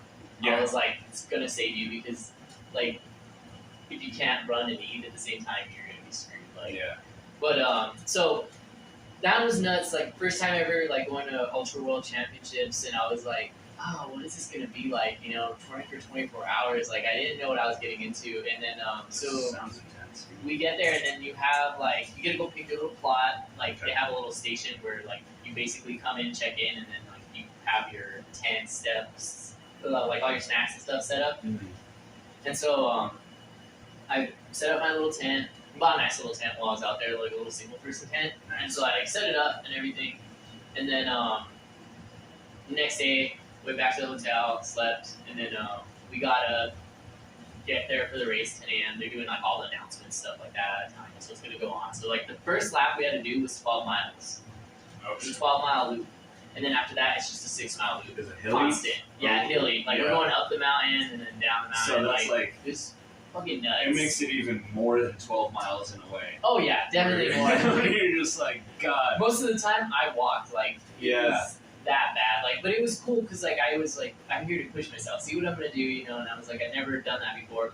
So then we start, whatever. I just go about my pace, do my own thing, and like everybody started together. It was elites, open heat, age groupers, everybody together. Yeah. So it was like not like separate at all. Like so imagine like all those people compacted together and going all at once. And like so we all take off, whatever, going through it, just having fun, chit chatting with some people along the way, and then get through the first lap, whatever, check in, and then I stayed there for an hour at check in, like just eating because I wanted to eat something.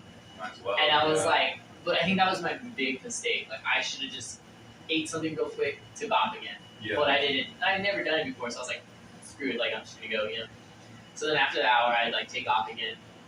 And the way you get your, because you get a buckle, Okay. a metal buckle, and the way you get that, you have to finish 4 laps at least 4 laps. Is that one of the ones you brought? Yeah, I brought it actually. Cool. Yeah. I'll bring both of them. Bring it out. Bring it out. This guy. This guy got all the medals. I was like, I brought them all. I know I have God damn. You can bring them all, dude. That's all good. them. I'll bring them all. Yeah, might as well, because then you gotta. God, Yeah, look at this shit. God damn. That's even know. That shit's crazy, man.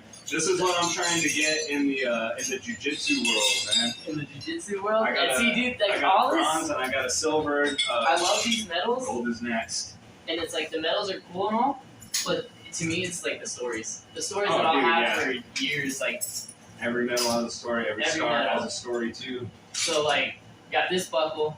This is the one I got. It's a buckle. It's like a medal, but it's a buckle. Yeah. But I got this for Ultra World Sick. Championships. Wanna check that out? Yeah, dude, these are so sick. And Are any of these, like, I know you get pictures and stuff, right? Are any of these events like televised? yes, Oh, really? there's some events that are televised and stuff. Like they're on Oh. YouTube and everything. So like, people want to go check it out and see what Spartan's about. Like you can see Spartan on there. So. Yeah. But like some of them do have, they're on television. So. I just live vicariously through your And then Instagram. it's the one I got post, dude. for. I took third at that event. Nice. First time ever doing like Ultra World Championships, and I took third. But it was crazy. So we're going through the laps and stuff, dude. That's so dope, dude. Congratulations. on Thank all you, man. this. Yeah, that's. See, that's what I'm talking about. Like, that's inspiration. It's like, you don't just go and get this shit for like being the first place. being medal, lazy, sick. dude.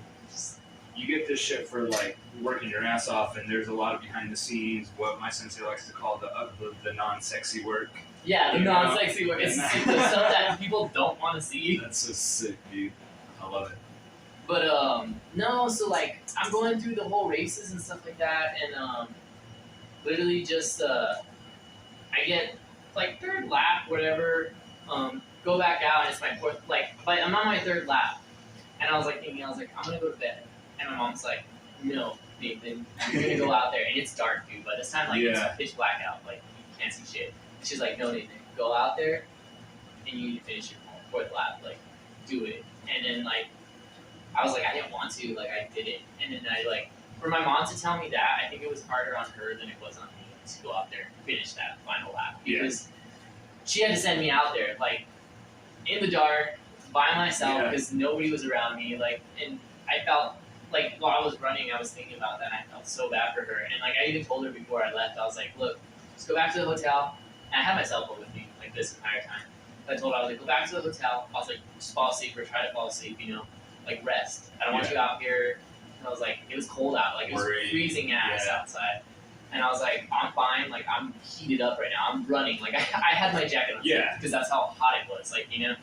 And so I just told her, I was like, go back to the hotel and just rest. She's like, okay. She's like, I'll stay up till you finish. And I was like, I don't even know how long that last lap took me, but I go, I'm out there just like by myself, like nobody around me. That's the creepy part. You can see headlamps in the distance, like Oh, people yeah. running and stuff on the mountain. And like I knew how far I had to go, so that was like the worst part. Like I knew how long. Like when I first started and I passed the start gate again, I was like, this is gonna be a pain in the ass. And I was just like, by that time my feet were trashed, like they were hurting, and I was already like I think. Because it was 6 mile laps, so when I finished I was at 33 miles. So like, but I go through the whole thing, and I finally get done, and I call my mom, I was like, hey, I was like, I made it, like, I'm good, don't worry, I was like, go to bed, I was like, I'm gonna take a nap, I was like, I might go out for a couple more laps in the morning before 10 a.m., I was like, I don't know, and then, it's like, I go back to my tent, strip down, I fall asleep, and I'm laying there like 3 a.m. because I think I finished at like 11, Mhm. and then that's when I crashed out. And then about 3 a.m. I can hear people calling my name. They're like, "Where's Nathan?" Like they were looking for me, and it was like my friends. They were looking for me and trying to figure out where it was at. And so like I get up, put my clothes on, and then like I looking for them, and I can't find them, but they're in the med tent. Mhm. And so I go in the med tent, and they're like, "What are you doing?" And I was What like, was that, like the medical tent? like yeah, the medical tent. Okay. So like they had like in there like a bunch of hot stuff to eat and everything, Oh, I like see. so Okay. food and all that. So it was Yeah. good. But so I'm in there, and then they're all just chilling. They're like, "What are you doing?" And I was all laying down, like asleep. What do you mean? What am I doing? Oh, they didn't know you finished or what? They didn't know that I was like done at that point. Like I Okay. still had my armbands because like if you cut your armbands off, like if you tell them like, "Hey, I'm done," like you just tell them like I'm done. Like I Yeah. finished my 4 laps. Like I could have been like, "I'm done." Like I want to go back to the hotel, fall asleep.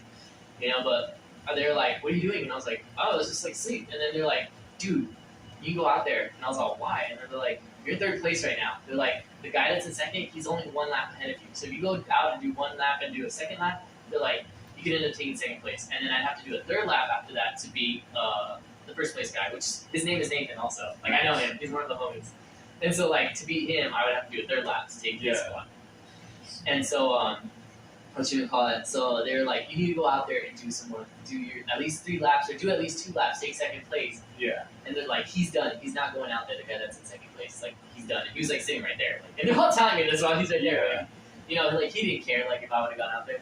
And so like I was like, fuck. I was like, am I gonna really do this right now? And I was like, I laced up my shoes, dude, but like the bottoms of my feet were just gone. Like it was just like it was just like every little rock I could feel. And I was like, oh, that's the worst. I can't do this. I was like, I took off my shoes and I was just like, okay, I'm not going for it. I was like, whoever wants to take 3rd for me, can take 3rd for me. I'm cool with staying 3rd. Like if they take it, they take it. I'm not gonna go kill myself right now. So I just lay there, and then like throughout the day, the next day, once 10 a.m. rolled around, they ended it. Like I was just sitting there, and I was like, oh, I was like, I take 3rd place. Like, did I actually take it? Yeah. And then for sure enough, checked the standings, and I had 3rd, and I was like, are you fucking kidding me? I was like, I did this race. I've done the most miles that I ever did before. Like I've never done 33 miles in one entire go. Like that was amazing to me. And then taking 3rd place on top of that, like it was just like one of those moments where I was like, this is awesome. Like, so if they like if there's no one around and stuff like that, how do they even track? We have GPS, little armbands on the armbands. Yeah, there's like certain okay. stations where they have like the how you say it, like these little pod things on the sides. So when you go through that little gate, it marks where you're at. Oh, I mean, okay. necessarily you could go off trail and skip a whole section, but you have to know where each of those are, which I'm pretty sure you could have memorized that during the race. But I mean, at that point, it's like you're only cheating yourself, you know? Yeah, people will take shortcuts and stuff a lot, and like, it's just not. Like you said, you really are just cheating yourself. It's just like, okay, like it's better to really just earn the shit instead of trying to. Like had I cheated, I would have never felt like I really earned that whole. Exactly. Like and this is one of the cool ones that I got because they don't give these out for like age groupers. Okay. These are only like a elite thing. Like the elites always get triangles.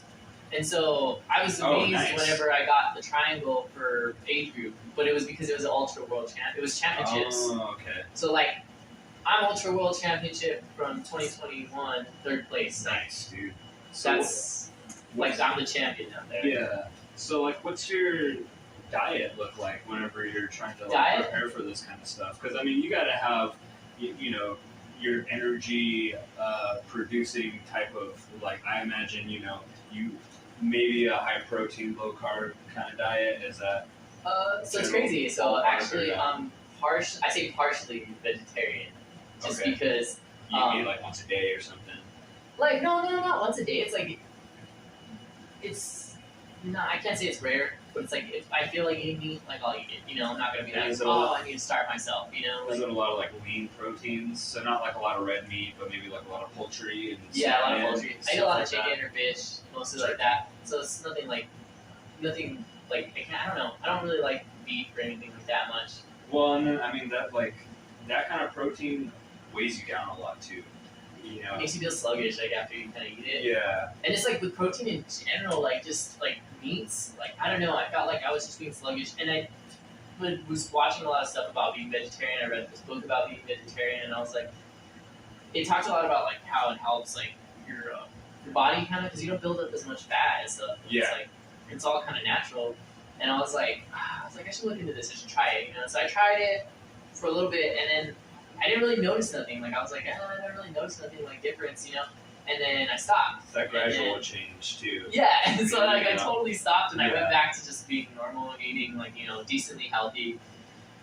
And then I was like, you know what? No, like I noticed like my running was suffering, and so I was like, I'm gonna jump back into like being vegetarian again. And I was like, I'll try it again, see if I can stick with it, this time. And it was like I started sticking with it, and then it's crazy because like before when I was eating like protein and doing protein shakes and stuff like that, I wasn't bulking up, like I wasn't getting bigger or stronger. Yeah. And it's like the minute I switched to being vegetarian, I felt like myself get stronger. I felt my times go down way quicker. Like my breathing, I could breathe so much better. Like all my blood just flowing. Like it felt like it was just going. And like I don't know, it was amazing. Like ever since then, it's like I like to stick to that vegan diet. But like I say vegan because I don't like to eat eggs and I don't like milk. I hate milk.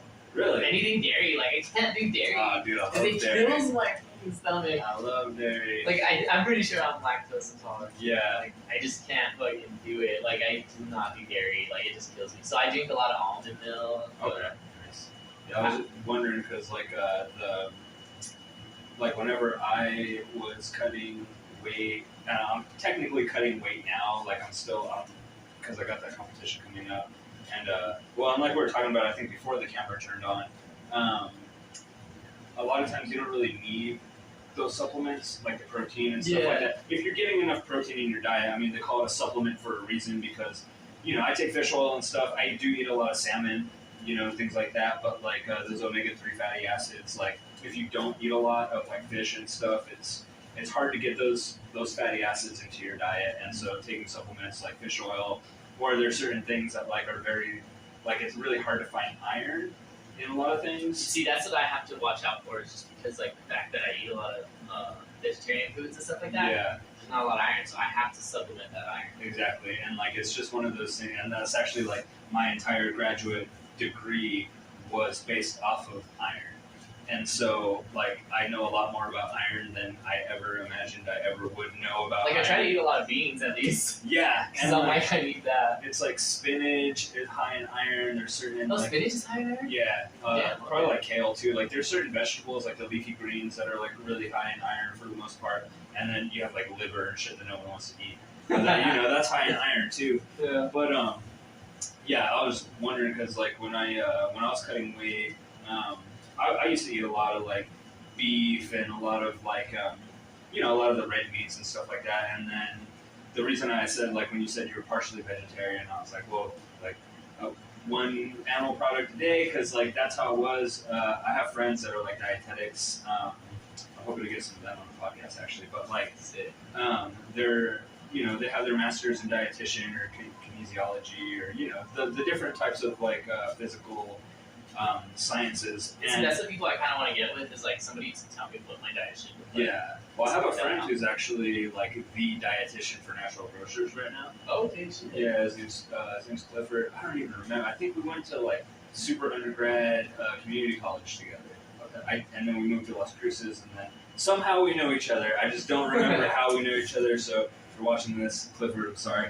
But he's a cool dude. Yeah, no, he's always been a cool dude, and he got his master's in like dietitian or dietetics or whatever it's called, and like he is the dietitian for the personal dietitian for Natural Grocers. That's what's up. And then I have another, but he's not the one who I consulted. I have another friend who is also getting her master's in like dietitian, and I asked her because I was under the impression that when I was cutting weight, I had to just eat a lot of brown rice and a lot of chicken. And she was like, no, like it doesn't have to be that bland. Basically what you do is you eat every 4 hours, because that's how long it takes for your digestive system to digest the food completely. Yeah, and then even if it's just like an apple or banana, like you make sure to eat every 4 hours. It skyrockets your metabolism. And then also you just eat smaller portions. Like you eat more, but you eat smaller portions. So you eat more throughout the day because you're eating every 4 hours, obviously minus the time you're sleeping. But you're Maybe eating that's why I'm like so lean, because I'm like I'm always constantly eating, but it's Yeah. just like random spurts of the moment. exactly, and like so you eat every 4 hours, and you eat more but smaller portions, like more throughout the day but smaller portions, and then you try to only have one animal product a day. So if I was getting if I would have turkey or eggs or whatever like for lunch, then I would have to get my protein elsewhere like for dinner. So I would just like get some like portobello mushrooms and just saute them with some like garlic or some shit like that. And mushrooms are really high, and not only they're high in like vitamin D and stuff like that, but they're high in proteins as well. Okay. So it's just like little things that like will get you prepared. That's specifically for cutting weight, but then also like you have to have a specific diet to make like you don't eat a lot of red meat and stuff like that, and it's because it slows you down a lot of the times. And see, what I can't even eat is avocado because I found out that that's like asthma-inducing kind of thing. Interesting. And I was looking up asthma-inducing like foods, and it like came up with avocado. I was like, I mean, I don't know how accurate the internet is, but I mean, I was like, okay, I'm cutting out avocados. So, like, I don't eat avocados anymore, and I like avocado, but it's like Pretty it's much just can't do guacamole then either. Yeah, no.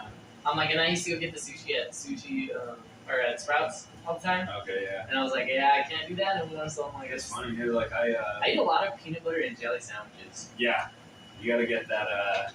You gotta get that hydrogenated oil type of peanut butter, man. Oh yeah. They just did a big recall. Jif or Jiffy or whatever the hell it's called. They're finding like what was it? Salmonella. It was salmonella. Yeah, I think it was salmonella in their peanut butter. It's like, how the hell does salmonella even get in peanut butter? And it's crazy, like, you see that the percentages of what shit that they could have in there. Yeah, my peanut butter, like, you look at the ingredients, it's like peanuts. That's all you need, dude, is peanuts, and then, like, the oil's naturally separated or whatever, so, like, that's the kind of shit that I eat. But, I don't know, it's just, like, I actually, I've been to Sprouts, like, once or twice, maybe, and then I went today to get this stuff, and, I don't know. It's kind of cool. Like, I don't go there a lot. I go to Albertsons a lot. Okay. Yeah. Same. We go to Albertsons a lot. We go to Sprouts is like a once in a little bit type thing. Yeah. So, but I just go there for these now. And this is pretty good actually. So yeah, it's got there you go. We're talking just talking about omega 3s. It's got your omega 3s in here, omega 3 fatty acids and stuff. Yeah. So, but yeah, I guess like the reason why iron doesn't get like.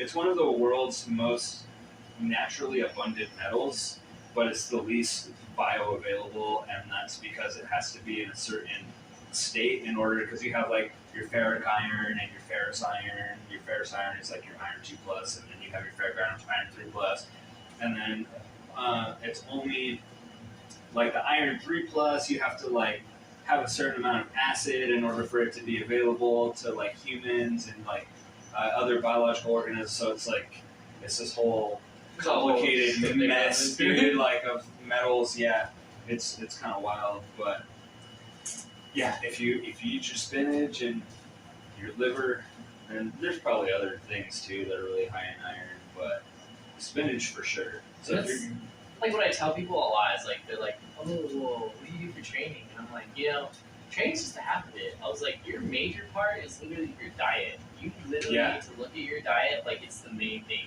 and it's not your lifting. Like, lifting comes kind of second to what you're eating. Like, people that want to lose weight or get stronger or stuff like that, it's like they don't focus on what they're eating or what they're putting into their body. Starts in the kitchen. Yeah, literally that's where it's at. And it's just like, I don't know, it's just like, it's complicated. It's like, we don't want to focus on it because it's like, it's hard to think about what you're eating. You're just like, I just want to eat whatever, and like, be fit, and it's like, it doesn't work that way at all. Dude, It's like, when I started paying attention to my diet, that's when I noticed performance difference. Like, and looking into it, and I'm like, I need to look into it a lot more and get more into depth with it, and then like, that's why I said I want to talk to a dietitian and see like what I can do to boost my performance running, boost my performance like getting strength wise. Because like, although I'm working out, I'm not working out to get like super big and bulky. I want to work out to be better performing. Like, Spartan is like one of the things that I do, and then I do the local races here to kind of keep myself going, like because when I'm running with the guys like here, and it's just like a pure run and stuff like that, they'll beat me, maybe, Yeah. but like most of the time, like if they beat me, like that's fine to me because it's like it's just pure running. Like Yeah. like these are more the local races are more for me to help train me to get faster because these guys are fast. Like I'm not saying like it's only running, like like that's all they got on me. If we took them to a Spartan race, I totally kicked their ass. Like no, it's not that. Like these guys are fast. Like some of the guys I race with, I'm like holy crap, the miles that they put down. Yeah. It's like amazing. Yeah. And it's like, but if I'm keeping up with them at that kind of pace, that's like, okay, when I go to Spartan, I might have a chance better, Like, so that's why I do the local races. And then it's like, I got into a new event, like, was it last year? Maybe last year, called High Rocks. It's kind of like High Rocks. Yeah, High Rocks. Nice. And it's like it's kind of starting off, like, it's starting to blow up now a lot, but it's more like a CrossFit style event. So, like, it's a lot of heavy lifting. It's a lot of, there's running involved. So, like, it's in a building, and you start off running 4 laps. Okay. And then when you go done with your fourth lap, you go to your first station, which is like rowing. And you row 1,000 meters. Oh, God. And then you go back out, run another 4 laps. And then you do the skier, like a ski machine. So you do that, run another 4 laps. And then it's like sleds with like 480 pounds, I think, what's on it. You got to push the sled one way and back twice. Yeah. And then just like that. It's just different little stations. And it's like, and then at the very end, after your 4 laps, I think there's like at least 10 stations in that whole entire thing. It's just like heavy shit. Like and but at the very end, it's like you have 100 wall balls. 100 what? Wall balls. Like you get the wall ball and you throw it. Oh, wall ball. Yeah, I thought you said a wall, and I was like, what the hell is a What's a wall? I was thinking like like Ninja Warrior when they like jump from this wall to that wall. Oh hell no!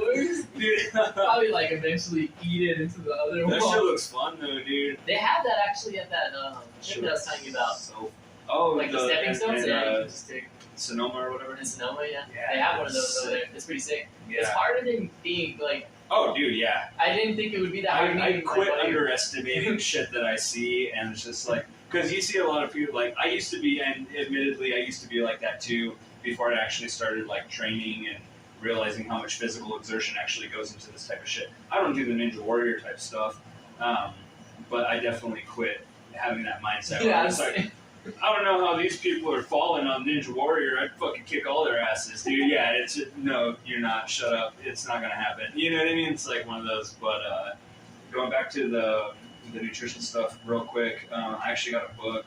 That's why I was kind of looking at the bookshelf behind you. So you said there's like the Total Outdoorsman book. Yeah. Yeah. So the purple one right next to it, Nutrition for Sports and Exercise. So I got that. So I was going to show you that, but like, you want to bring it out? Yeah, if you want. It's I got it for how like at the school and stuff. There's a lot of shit that's just like there'll be a lot of books that people just don't want. They'll just leave them and take them wherever. So so this is one that I would recommend. I mean, it's very like scientific. You know what I mean? But like, no, I like books like that. That's mainly, I read a lot of like psychology books or self-help books. Yeah, exactly. Those get your mindset like going and motivated.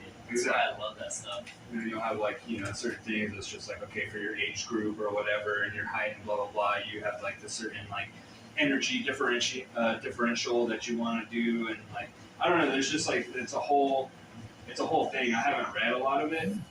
There's your iron right there, but iron status of physical activity. So like, it literally tells you like phosphate loading, it tells you all this shit, iron intake. So, it's just like, it's one of those things that I would recommend, iron supplementation or whatever too. But this is one of those that it's kind of like a textbook, so it might be kind of expensive actually. Thinking about it, I just randomly got it for free, But yeah, so this lady, she teaches. She's a PhD, teaches nutrition at the University of Colorado in Colorado Springs actually. So, but anyway, this is just before I got off track or before I lost my train of thought. I wanted to let you know that there are books out there too that can kind of help you out. See, I have a book like that, but it's like a lot of it talks about what you should do for nutrition and stuff like that. But then it gives you recipes of what you can eat and stuff like that. I'm like, it's cool, and I'm like that helps me out. But I'm like at the same time, I don't have like time a lot of the time to cook and stuff like that. And I'm like, I need to make time for cooking stuff, and I don't want to meal prep. literally do not want to meal prep. Because I feel like I would waste so much. Meal prep either. And like I feel as though like I don't know, people go on these like specific diets, like you know, they'll do the keto and they'll do all the Atkins and all that stuff. And like to me, it's like it makes it a lot harder to eat healthy when you view it as a diet. Like you should really view it as like a lifestyle change. You know, it's like, and a lot of these diets are like they're good for the short term. You don't want to be on a keto diet for a long time, dude. Like, you know, it's just one of those things that's like you're going to do more damage to your body than not, you know. And so it's like, yeah, you should. I feel as though like if you just don't eat a lot of processed foods, like a lot of fast food, you don't drink a lot of soda, and you more or less eliminate sugar. I mean, you have sugars in fruits and stuff like that, Yeah. but you eliminate the refined sugars in your diet. A lot of times, like that's enough. A lot, you know. Obviously, unless you're cutting weight or something where you have to do a specific thing, but even then, that's just short term. And it's like people think like even me, like I'm not a perfect dieter, like I don't diet perfectly, like, and people think like, oh, to be physically fit, to do what you do, like you have to.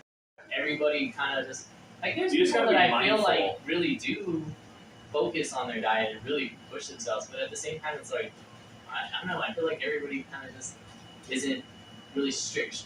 Like if you're really strict, like good for you, but at the same time, it's like you don't gotta force yourself to like you know, I don't know, just like or like at least eat, you know, like you can still like that's what I say. Like I'll eat meat every now and then, like you know.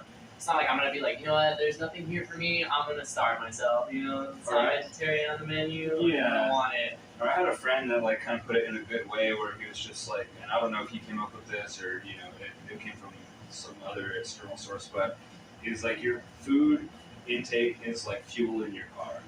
If you're not on empty, like if you have a full tank of gas, you're not gonna go to the gas station and put more gas in your car. You know what I mean? Like, you're not going to fill your tank up until it's like half full, 3/4 full, empty for some people, but that's really not good. Like, you know, you shouldn't do that. You should fill it up at least a quarter, from what I've heard anyway. But yeah, so it's like your food is your fuel for your body, and then also too, like I mean, we have different backgrounds and stuff like that. I have a background in biology. You know what I mean? So like. Once you learn a little bit more about biology and you actually like understand, like, dude, you get one body, you can't get another body. So if you fuck this body up, like you're done, dude. Like you can't. Like my aunt, like she, you know, she's diabetic. She smoked cigarettes for a long time. You know, she had to have like she has like 25% of her heart working. She had to have like her foot amputated, like a lot of her, like half of her foot amputated, like just all kinds of crazy shit. And it's just like, damn, dude, like, how did you let yourself get to that point? It's just like I don't know, your body is like a machine, and you have to, if you have a machine that's not like well oiled, it's not gonna work well. Yeah. You know what I mean? Like you gotta oil that shit. You gotta feed it properly. If you have like a car and you're putting just like, you don't change your oil out, you know what I mean? And all your shit gets clogged up, and it's the same thing. You gotta treat your body like your car, kind of, you know? Yeah. It's just like but you can get another car. You can get another car. Not brakes, you can get another car. Yeah, it's like, that's like, a lot of the times that's why like I like working out, because I want to get old, and I want to get old gracefully. Like, I want to be old and still be able to move around and do stuff. Like, diabetes runs in my family. Like, dude, mine too. That's like a super scary thought, like, to my head. Like, I'm like, oh, fudge. But, you know, like, I go get checked, stuff like that. They tell me I'm good, you know, and it's like... And there's precautions. Is it, like, type 1 diabetes that run? Because there's, like, the type 1 and the type 2. My grandma has it, and then it's like, like, I love my grandma. She makes me upset sometimes because she just, like, she doesn't take care of herself like she should. And that's I'm like... how I feel about I'm like, you know, like, I love her, but it's like, you know... She's like, oh, well, you know, like, I'm gonna eat sugar anyways, and she's like, I love it, and I'm like, dude, stop, like, please don't, like. At the same time, it's an addiction, though. Yeah, it literally is, and it's like. It's a huge addiction, dude. People can't get over the sugar rush. They got the sweet tooth, and it's just like. She has a major sweet tooth, that lady. I'm like, yeah, dude, it's just like, and then people comfort eat too. So if you're having a lot of stresses, I was having this conversation the other day with one of my friends, and if you're having like a stressful time, people find comfort in food, you know, and you can go one of two ways where you can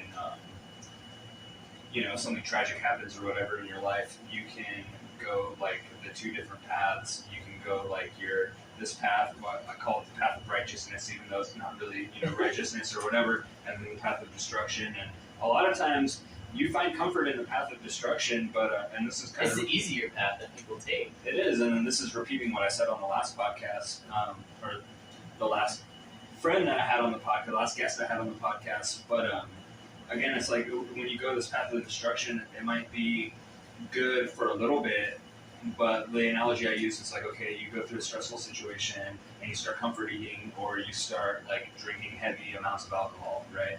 And then all of a sudden you're adding more stress because you're alcoholic, now you're overweight, like stuff like that. So it's like you gotta step back for a second, take a hard look at yourself, like especially from like a bird's eye view, like and I've done a lot of hallucinogens, so I've had a lot of I've been there. I've had a lot of like out of body experiences, and I I've think been able people to need that though. Like yeah. It helps your mentality so much. Because you can watch yourself being an idiot, and then you can like look back and just be like, "Whoa, dude!" And it's like you learn something like out of it. Once you come back, you're like, "Yeah." Wow, that was.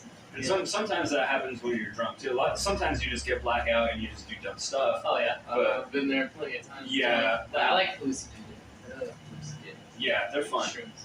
But that's why I don't really drink that much anymore. I quit drinking beer for a long time because I was cutting weight, and beer is very sugary, high in carb, like very basically straight carbs. So when I was cutting weight, I did like the high protein, low carb, kind of not really a diet, but that's just how I structured my meals.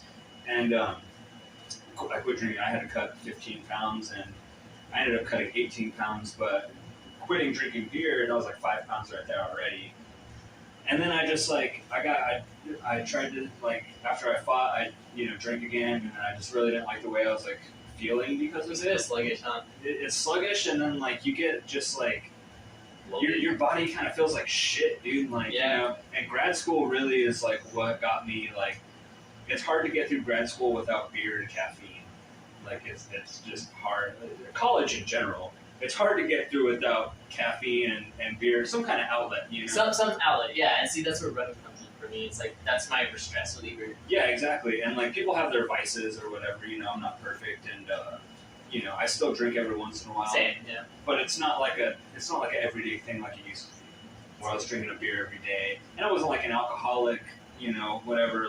I tell people, especially my mom, yeah, I was drinking a beer a day. She's like, oh my god, I think I'm an alcoholic. But if you look into it, beer does have its beneficial properties. It's good for your heart and stuff like that. But you also have to look into how it was brewed, what it was brewed with, different types of things that you have to look at. But yeah, dude, I was just having a beer a day, and then I was doing it because I was enjoying it. I would go and because I smoke weed and stuff, but I don't do it until the very end of the day after I got everything done. Okay. So I'll go to lab, I'll go train, and then I get home and I haven't smoked anything until 8:30 at night. That's my first hit of the day is at that late at night, right before I'm about to go to bed, pretty much. Yeah. And yeah, I got to the point where I was enjoying the beer because I would go and train, do all the stuff, and then I'd come home, I'd have a beer, just to relax, just have a beer. But then it got to the point where it kind of started becoming a dependency, where I was just one beer's not good. I'm not feeling the way I want to from one beer. I'm gonna have two, whatever. And then if I didn't have any beer in the fridge, it's oh shit, I gotta go get beer. It was one of those. So I had to really take a step back and look at myself and be that's a slippery slope, dude. Yeah. You're gonna go down that slippery slope, and a lot of times people don't realize until it's too late, because they don't know how to take a hard look at themselves and just be okay, this is becoming a problem. It's okay, it's once it's to the point where you don't want it anymore, but you need it. It's okay, now you got a problem. Now you have to kind of just cut back and stuff like that. So yeah, I don't really know how we got on that, honestly. I'm trying to think about it too, dude. That happens a lot. But yeah. No, dude. It's crazy because a lot of the stressful stuff that I've gone through in life, just crap that's happened to me and everything, like I learned to kind of deal with it myself a little bit. Like I've had friends that are there for me and stuff like that. Like my friend Adrian, like he's been there. Like Aaron, he's been there. My friend Jalen, she's been there. Like they've all been there with me through a bunch of crap that I've gone through, you know. But at the same time, even though they're there, it's literally me by myself. Like I have to deal with that. At the I end have of the day, to it's process always it, just you know. Yeah. And it's like I would You gotta go get out out to of the your own mountain. head sometimes. Yeah, and I would go out to the mountain. That's what I would do. And I'd be out there running, and I'd be thinking about everything that was like happening in my life or stuff that was going on. And it was like, yeah, I'm thinking about it, but I'm out here running, you know, and like just letting it all out. And then like after I get done, I feel better. And so like a lot of the times, it's like now whenever stressful stuff does happen, like that's what I do. My go-to is just to go run, or my go-to is to be doing something. I don't want to just be sitting there like not doing anything, like. Because then my mind is just laying there and just like thinking about it. My mind is just got the run on itself. thoughts, dude. I got this. Yeah, and it's like it's the worst like that. But when I'm focused on doing something and like trying to work on a project, trying to do something random, like it helps me to like cope with it, you know, slowly. And it's not like me just like fuck this, fuck that, you know, like. Dude, and when I was telling the last guest I had on, actually, we were talking about life stresses and stuff like that too. I don't know if you watched that episode, but regardless, I was like. Obviously, there's big things, you know. Someone dies, you find out you have cancer, some shit like that. Those are big things, you know. I would never disrespect anybody for letting that get to them, like under their skin. But if it's just super petty shit, like you spill your coffee and then all of a sudden, like you just have like the rest of your day just is horrible because you let it happen, you know. You spill your coffee and you're just like, fuck this, fuck that, fuck everybody, and then you just like go off having a bad day because you bring all that negative energy into the world. That super little tiny petty shit, if you have a timeline of like the beginning of time as we know it to like where we're at right now, it's like you're so insignificant, dude. Like your little stresses, like the little petty stuff that bothers you is so insignificant that like it really doesn't matter. It's not even visible on the timeline. So like in the grand scheme of things, eventually. Yeah, in the grand scheme of things, it's like, and I had to make that disclaimer last time where I was just like, let me just be clear, I'm not talking about major life altering events like death, you know, something like that. But if it's just a little petty shit, it's like sometimes you gotta let it go. Sometimes you just gotta know how to sit in a room by yourself with nothing on and kind of like, you know, learn how to like channel your thoughts and shit. You know, like they say, like one of the meditative things that I do is you'll sit down in just like a completely, it doesn't have to be a dark room or whatever, but like no outside noises, maybe like a fan or something going on, but no like music, none of that stuff, so you can kind of really just focus on what you need to focus on. And you like close your eyes, and then when you close your eyes you see black, right? Yeah. So what you do is like you imagine like a little like white box just like centered in the center of your mind, right? And then you take all your negative thoughts and all your stresses and all this shit, and this sounds all hoo-ha-y and all that shit, you know what I mean? But like, it helps people, you know? Yeah. And like, you get all these negative thoughts and stresses and stuff, and you just start throwing them into this little white box, and then all of a sudden, like when you throw them in this little white box, the box starts expanding and gets bigger, and then all of a sudden, like you're not seeing black anymore, you're seeing white because all the black and all the darkness and shit that you shoved into this little white box is like no longer existent, you know, it's just all white now. And then it doesn't get rid of your problems, but it makes you forget about them for a little bit, and like it allows you to channel them a little bit, you know what I mean? And so yeah, it's just like there's certain things that you can do to like get over these like little stresses, and it's obviously easier said than done, but you should still try to find a way out regardless. Like, you know, if you're stressing, you should try to find a way out regardless, because then I do the same thing though, dude. Like I have these run-on thoughts. MMA has helped a lot because you can actually envision, like you're hitting a bag or something, or you're hitting a person. You can envision that like that is the thing that you're mad about. Yeah. And then you can literally just like take all your anger out on it. You don't have to be like a Kyle and punching holes in the drywall and shit, you know what I mean? But yeah, dude, like that's another outlet. Just going outside, running trails, you know, like whatever. It just like it gets your mind away from all the nonsense, stuff, like all the negative shit stuff that comes with life. And like people sometimes they just don't even think about like how do you say it? Just lost my train of thought. What was I saying? Yeah, it happens I'm like, it's just like people don't want to deal with things in the right way. They'd rather just like kind of just mope around about it and like expect somebody to come along and like make that problem go away. And it's like you're not, nobody's gonna come along and make that problem go away. It's like literally you have to do it yourself. It's like nobody wants to hear that. Nobody wants to hear like you got to deal with your own shit on your own. Yeah. Like nobody's gonna help you out. Like it's not that. It's just like the fact that literally yes, there's people gonna be there for you. They're gonna help you out. They're, they'll be there for you, but don't expect them to get you out of it. You know. And it's like, just I've had a lot of situations that I've gone through and stuff like that, and it's like, I've learned to be on my own, Oh yeah, you have to. And it's like, that's what you gotta learn is to be happy by yourself. Like, not. You can't pour from an empty cup, as they say, when you're trying to like, especially if you're a people pleaser, you just like, you burn yourself out so much trying to please these other people that you're ultimately not happy. You're trying to literally pour from an empty cup, dude. Yeah. So it's like, it's just one of those things. It's, everybody has stresses in life, and it's just like how you deal with them and how you overcome them.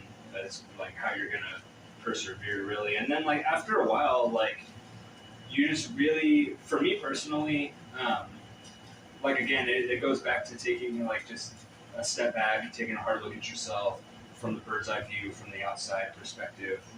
Whatever you're seeing yourself as a third person party as opposed to like being in the first person.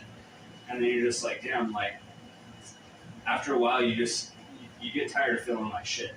Mm-hmm. And then you're just like, a lot of the choices that I've made make me feel like shit. If I made better choices, it's like, okay, if you're going to bed late and you're waking up late and you're just like, it's all hot outside and you just feel all shitty and you're just like, God, and you just keep doing it over and over and over again.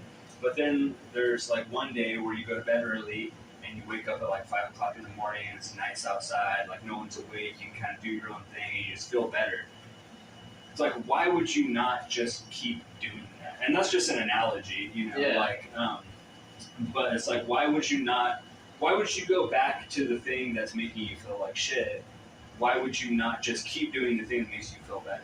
You know what I mean? So it's like, if I know I'm going to feel like shit, like we were talking about like going to the MMA training, if I know I'm going to feel like shit from not going, like if I'm dealing with some stresses and I don't feel like going and I know I'm going to feel worse by not going, when I could go and get my stresses out at the gym, then like why would I not go? Yeah. It's like, so a lot of times like you really are just kind of doing it to yourself, and because it's easy, as like bad as it is, it's easy to be like depressed.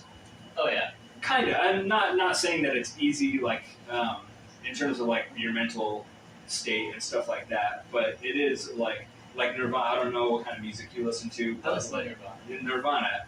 I like there's a song where it's like, I miss the comfort in being sad. I think it was the Francis Farmer Has a Revenge on Seattle or some shit like that. Whatever.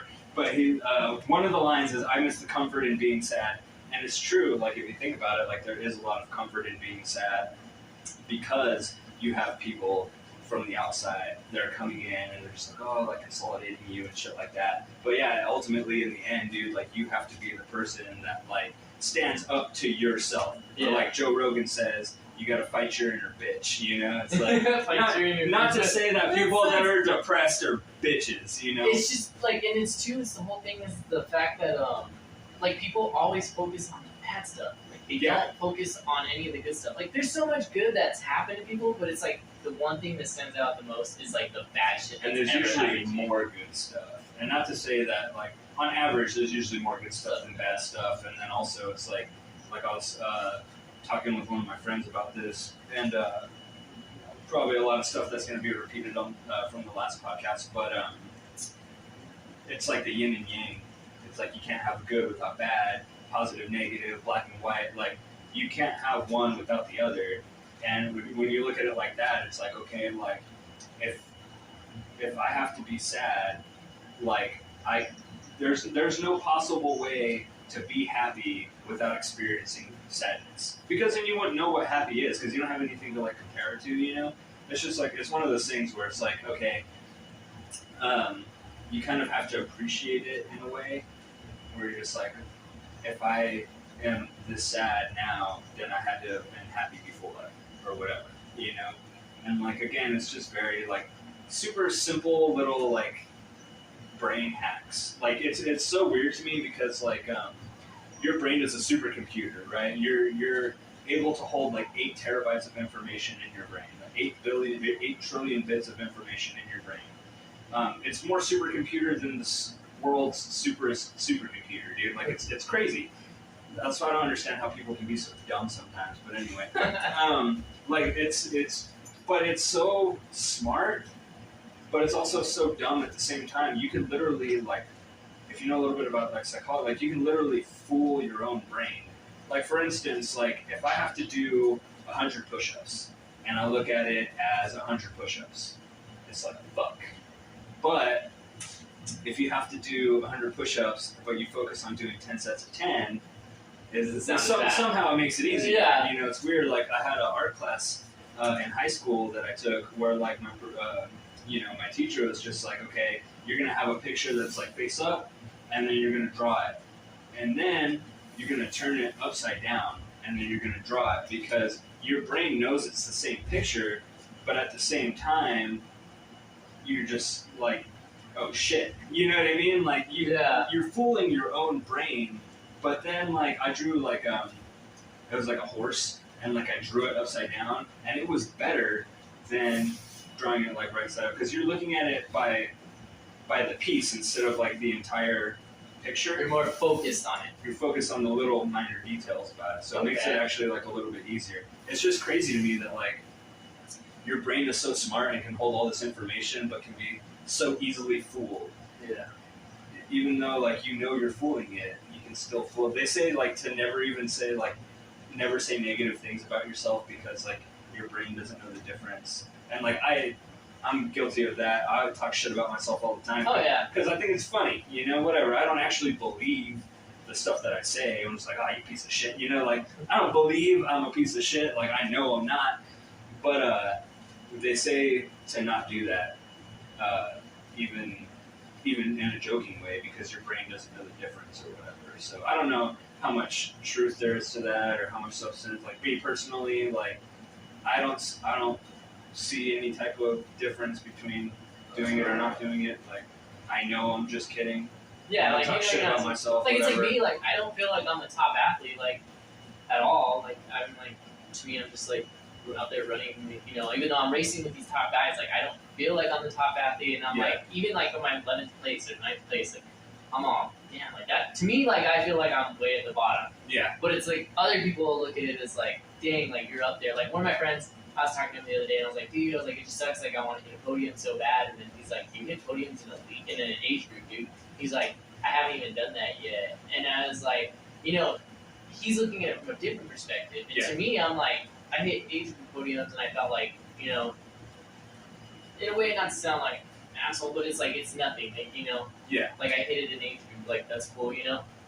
But to him, he wants to hit age group podium, and it's like, and I'm like, wow, like I should be happy that I did that. I shouldn't be looking down on like I hit age group podium because he wants that, you know. And I'm like, and he put it in like perspective for me. Like I was like, damn, like I should be proud of that. Like, you know, people want to be where you're at, you know. Yeah. And it's like, well, confidence is key a lot of the time. Yeah, and that's the hard part for me. It's like being confident because I know who I'm going up against. These guys have championships under their belt. Like they have multiple wins, and it's like I see them, and I'm like, oh, like, you know, they show up, and it's like, well, you know, there goes the fucking race. You know, like I have to be like not in that mindset, you know. But it's like I'm starting to get there because I'm like starting to realize, like, hey, you know what, I'm hanging with them. Like I'm running with them, I'm keeping up with them. Like they're not that far ahead of me. Like the last race, the guy showed up.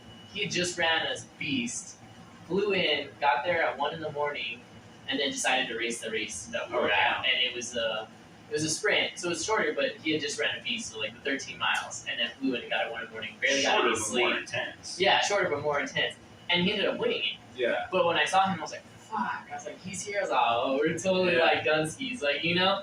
But like, he was only 5 minutes ahead of me, which like, yeah, granted, 5 minutes ahead of me is like probably like a mile ahead of me, but like, he was still close. Like I could see him, you know, and I was like, still an elite athlete. He's still an elite athlete. And I was like, dang, like I'm not that far behind. I just need to figure out my method to get there and work my way up. And it's like all these medals, like they all have stories. They're all my path on my way to being a top athlete. And I know eventually I'll get there. Like I have that mindset. I know I'll get there because I wanted to win an age group so bad, and I was like, will I ever hit podium, like first place podium? And then I ended up going, and I got back-to-back wins in one weekend, like first place, and I was like, holy crap, like I actually did that, you know? And it was like, that boosted my confidence even more, you know, it made me feel on top. Feel dude, good. and that's the confidence that you have to have, because it's like, if you go into this race not confident, you're not going to do good, you know? And there's all, you know, it's not really a fine line between confidence and cockiness, but some people like to you know, tightrope that line a little bit between confidence and cockiness. But there's the confidence without the cockiness is really like where you want to be. Because again, like if you go in, like if I go to this jiu-jitsu tournament and just like, man, I haven't improved, man, I'm gonna get my ass kicked.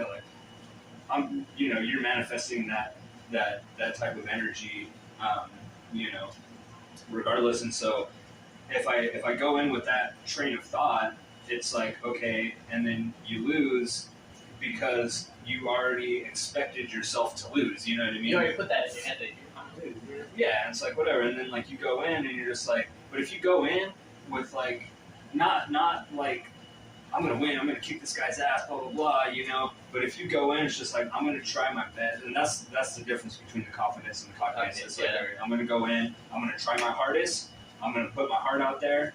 I'm not gonna give up, you know, unless obviously you get hypothermia and shit. Should happen out there. It's like there's times that. Yeah, if it's something like, you know, forgivable, obviously, like you can give up, it's fine. But if you just give up to give up, you know, it's just like, okay, I'm gonna go out there, I'm not gonna give up, I'm gonna try my hardest, I'm gonna leave my heart on the mat, blah blah blah, or heart on the trail, heart in the race, whatever. And then you lose. Like if you lose, you know, like you could win and then you feel on top of the world. But if you do lose, then you don't really have anything to be disappointed about. Like, yeah, it's disappointing because you wanted to win, but then if you're just like, you look back and you're like, did I try my hardest? It's like, yeah. Did I perform like to the best of my ability? It's like in school. Like I tell my kid, dude, I'm just like, you don't have to get 100% on every single thing that you do, but if you try like your hardest and you know that you tried your hardest and you missed some questions or whatever, it's like, I mean, you can't really ask for more. Yeah. You know, you can't ask for more from yourself. You can't ask for more from other people. You know, like you know what you know and you know what you don't know.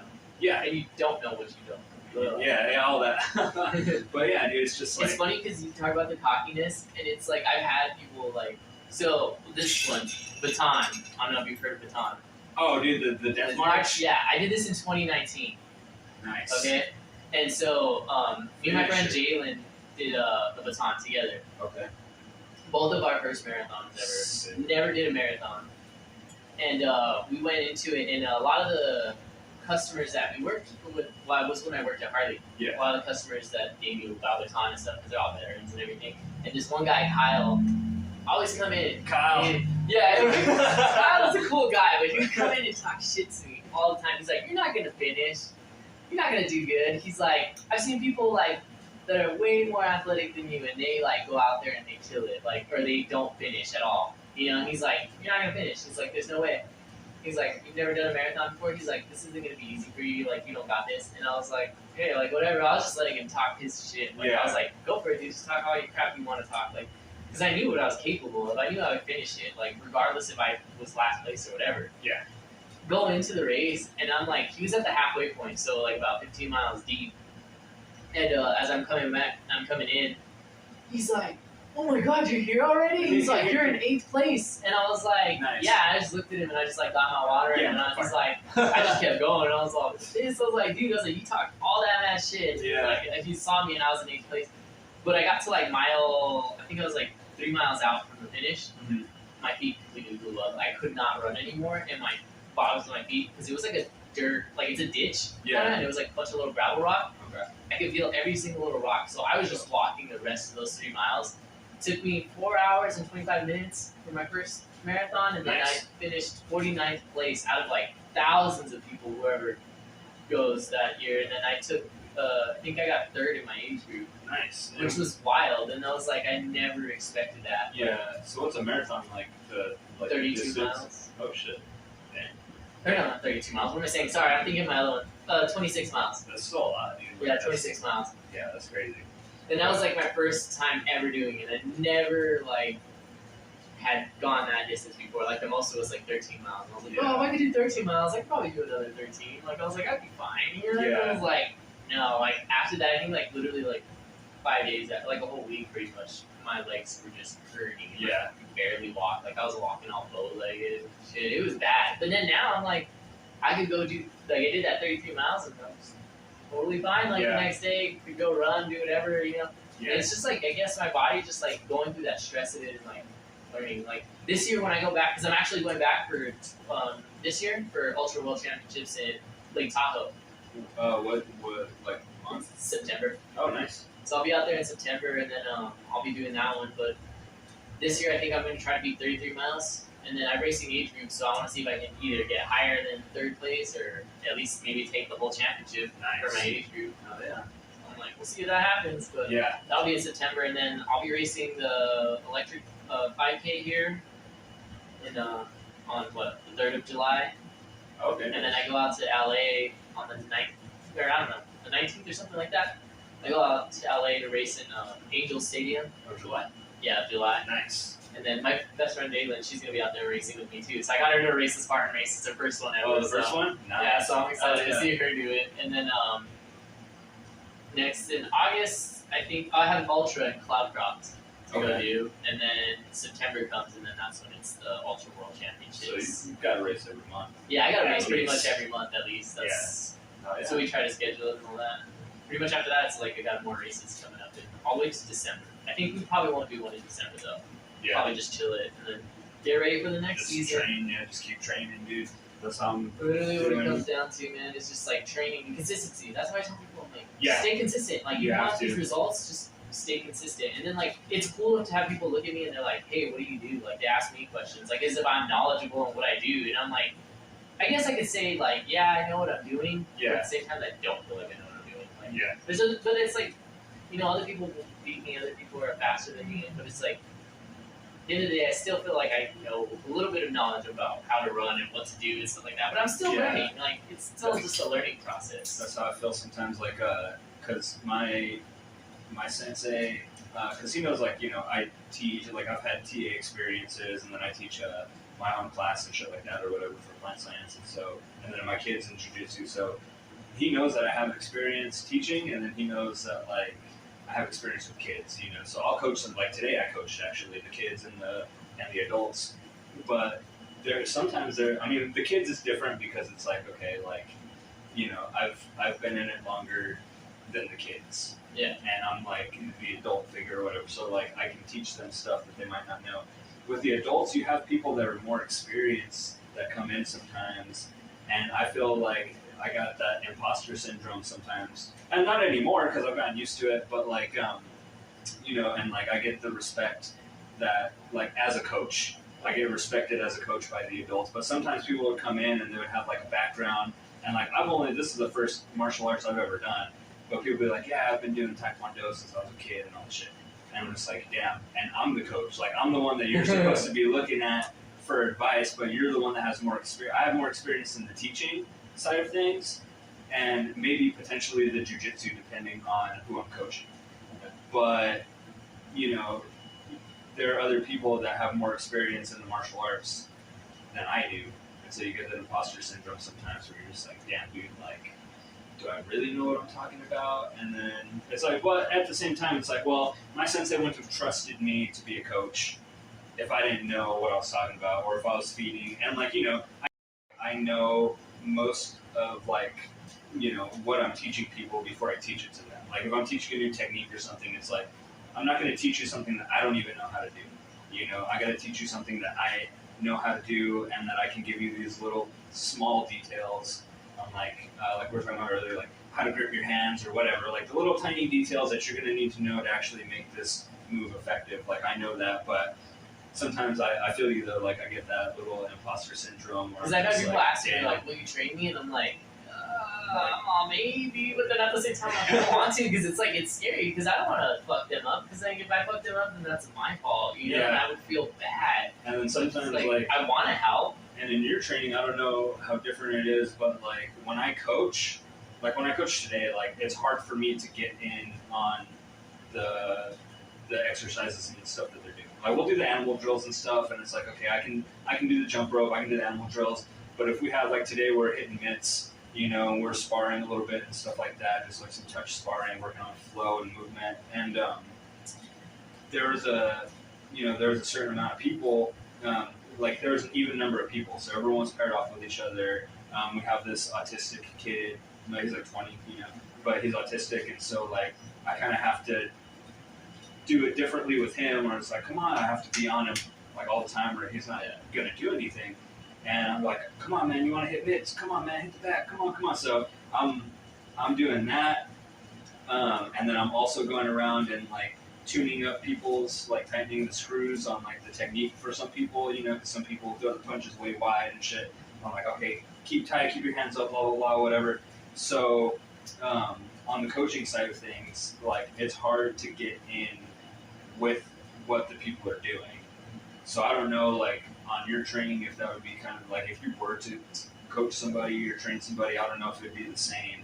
Because I mean, you would have to be like teaching them form, and it would take away a lot of like what you want to focus on for yourself sometimes. Yeah. And I'm not complaining. I love coaching. I wouldn't do it full time. I wouldn't have an interest in running my own gym, but stepping in as like the substitute coach is fun. You know, I'm there to train. I'm there to get better. I'm there to learn the techniques and stuff on my own.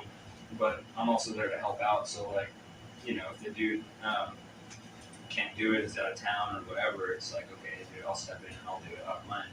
Yeah. But that's kind of the little caveat, though. It's just like, damn, dude, like, it's good because you have to, in order to teach somebody, you really have to know what you're talking about. I was having this conversation with my kid earlier, actually, because when you're the student, you get to ask all the questions. When you're the coach or the teacher or whatever, you have to be prepared to answer the questions that people are going to ask. So you really have to know what you're talking about, and you have to, like, you know, you have to do the research in order for that to happen. And so you actually learn more by teaching than you do by being a student. Okay. A lot of the times. Yeah. Because you have to know what you're talking about. Mm-hmm. But when it comes to the actual physical exertion of stuff, like you have to sit out a lot of the times when you're coaching. It's like in the discipline that I do, because again, you're walking around trying to fix people's technique. You have people at different skill levels, you know, where it's like super beginner, kind of better. This guy's better at his kicks. This girl's better at punches. You have to fix that. You have to fix that jujitsu, and you have to walk them step by step. So, and see, like with running and all that, like, because I have a friend that wants to be trained in running. Like, what I have to do with them is like, literally, it's in a way like I'll have to do my running for it, you know? Yeah. Like, and either I'll stay with them to help them, like, come on, like, don't be walking, push yourself, keep pushing yourself to that threshold. Like, you dying, yes, I know you're dying because I'm dying. Like, it happens. Like, you die, but you keep going. Yeah. You just keep pushing. And it's like one of those things. It's like running is never easy, no matter how much you do it. Like, oh, good, yeah. Like, I can run so many miles, and yeah, like, cool, like, I eventually get to that runner's high, but regardless, it's never easy because you just, body's going, and you know you're going. But that's when you know that you've dug deep, too. Yeah. Where you're just like, damn, okay, like, it's so easy to just quit, dude. It is so easy to just say, fuck this, and give up, and then just go home. There's times where I'm just like, fuck this, why am I doing this? Like, what am I doing? Like, I'm totally killing myself. But, like, at the same time, it's like, once I'm done, like, all these, like, these are future, like, stories for my kids, or, like, even now, like, it's crazy because my niece and nephew, like, I don't want to say I inspired them, but at the same time, it's like, they start picking up running now, you know? And well, they're always going to look up to, you know, especially, like, family members, you know, they're going to be like, oh, you're doing that? Oh, shit, okay. And see, they love it, and they're, like, excited, and it's like, me and my mom have talked about it, we're like, it's cool because, like, if they pick up running, like, they're starting young, and then she's like, you already know what you're doing, she's like, you can help them. Yeah, exactly. Get them to where they need to be, and I was like, yeah, it would be awesome. Like, I mean, I could help them, you know, become top runners, and it's in their blood because their dad was a top runner. Like, oh, nice. Like their dad, David, he was like top like in cross country. So he was a good long distance runner. So it's in their blood. They can do running, and it's like it's cool to see. Like eventually, like once I retire from Spartan, like they could pick it up. You know, and it's like eventually, like I know my nephew or niece will be racing with me, like you know, out there in Spartan. And it's gonna be wild. Like when they get to that age, it's gonna be like, holy crap! Like I watched you guys grow up and become the runners you are, and it's like I need to be on top of my game to stay ahead of them. Well, and going back to like the like, you know, whenever you're just like, why am I doing this? Like, I'm killing myself, stuff like that. And then, again, I was having this conversation with one of my friends the other day, and it's just like, okay, like, if I wanted to do something now, like, I already know how to play guitar, okay, but if, say I didn't, right, and like, I wanted to learn how to play guitar, and I decide today that I'm just like, I want to learn guitar, but then I don't pick it up. And then a year from today, I look back and just like, damn, if I would have picked the guitar up that day and practiced every single day for the entire year, like, where would I be now? And it's like, dude, this shit, you wouldn't even probably be on this. Well, no, that's a lie. You would be on this podcast. But, you know what I mean? Well, like, who knows what it would have been for, you know? Yeah, exactly. It wouldn't have been, like, it would have been, like, yeah, maybe some catching up and stuff like that. You know, which is always cool too, but it's like, yeah, dude, like I said, one of the main reasons I had you on here, catch up obviously too, because we haven't talked in a while, but besides that, it's like, yeah, dude, but you're doing shit, you know what I mean? And like, if you didn't take that first step, like, none of this would be here, you know what I mean? And you wouldn't have all these stories to tell, and all this stuff, and so like, and you wouldn't have, and you never know, dude, like, you might be inspiring people that you don't even know you're inspiring, like the guy that stopped you at Target or whatever the other day. It's like, I don't even know who you are. I don't even know, like, but that's, like, for me, it's the impact, really. It's not, like, about, you know, sometimes it's about, like, getting the medals and stuff like that, but it's like, even if there were no medals at all, if there were no placements or whatever, I mean, somebody's got to weigh in this. Like, that's just the nature of, that's what defines the competition, you know, winners and losers. But still, that's why I don't really agree with, like, participation trophies, you know. Like, that's why, like, honestly, like, when I went to that last grappling tournament and I got that silver medal, like, I flashed around the bronze medal more than the silver medal, because I only got that silver medal because there was only one dude that I fought. So regardless, I was either going to get gold or silver, but I lost both times. So it's like, I just got that as like a participation trophy. You know, it's like paper champion type of shit. But it's like, the first one I actually fought, I actually won. Even though it was a lower class medal, it was a bronze medal, third place instead of second, I earned that more than just showing up. You know, I showed up, I fought, and I won. The other one, I just showed up. So it's like, okay, like, I took a couple pictures with it or whatever, just on the podium, but that was it. Like, I just kind of stowed it away after that. It's like, but the bronze one, it's like, okay, I'll take pictures of this because I actually earned it. And that's how I feel with these ones. Stuff, like, you know? Some of these medals, like, yeah, they're ones that I just finished, and like everybody at the end of Spartan gets a medal. Like, like they always get a medal, but it's like the ones that, like, these, like the first place or the third place. Those are the ones that I'm like, I'm proud of those. Like, those are the ones that, like, I'm like, holy crap, like, I did it. I pushed myself to my limit. I made it to the top. Like, you know, those are the ones. But I still love all these medals because there's stories. It's just things like, I'm like, places I would have never gone in my life if I wasn't doing any of this. It's all like, nostalgic. It's literally nostalgic, and it's like, there's times where, like, I'm running out there on those trails and I'm racing, and I'm like, there'll be this beautiful spot that it'll open up to when you're on the very top of the mountain, and I'm like, who would have thought, like, I would be in this area, like, just running this trail, like, killing myself at the same time because I'm, like, dying. I'm like, oh my god. But I'm like, but you feel phenomenal afterwards. I'm in such a random spot. Like, it's so weird and it's so amazing.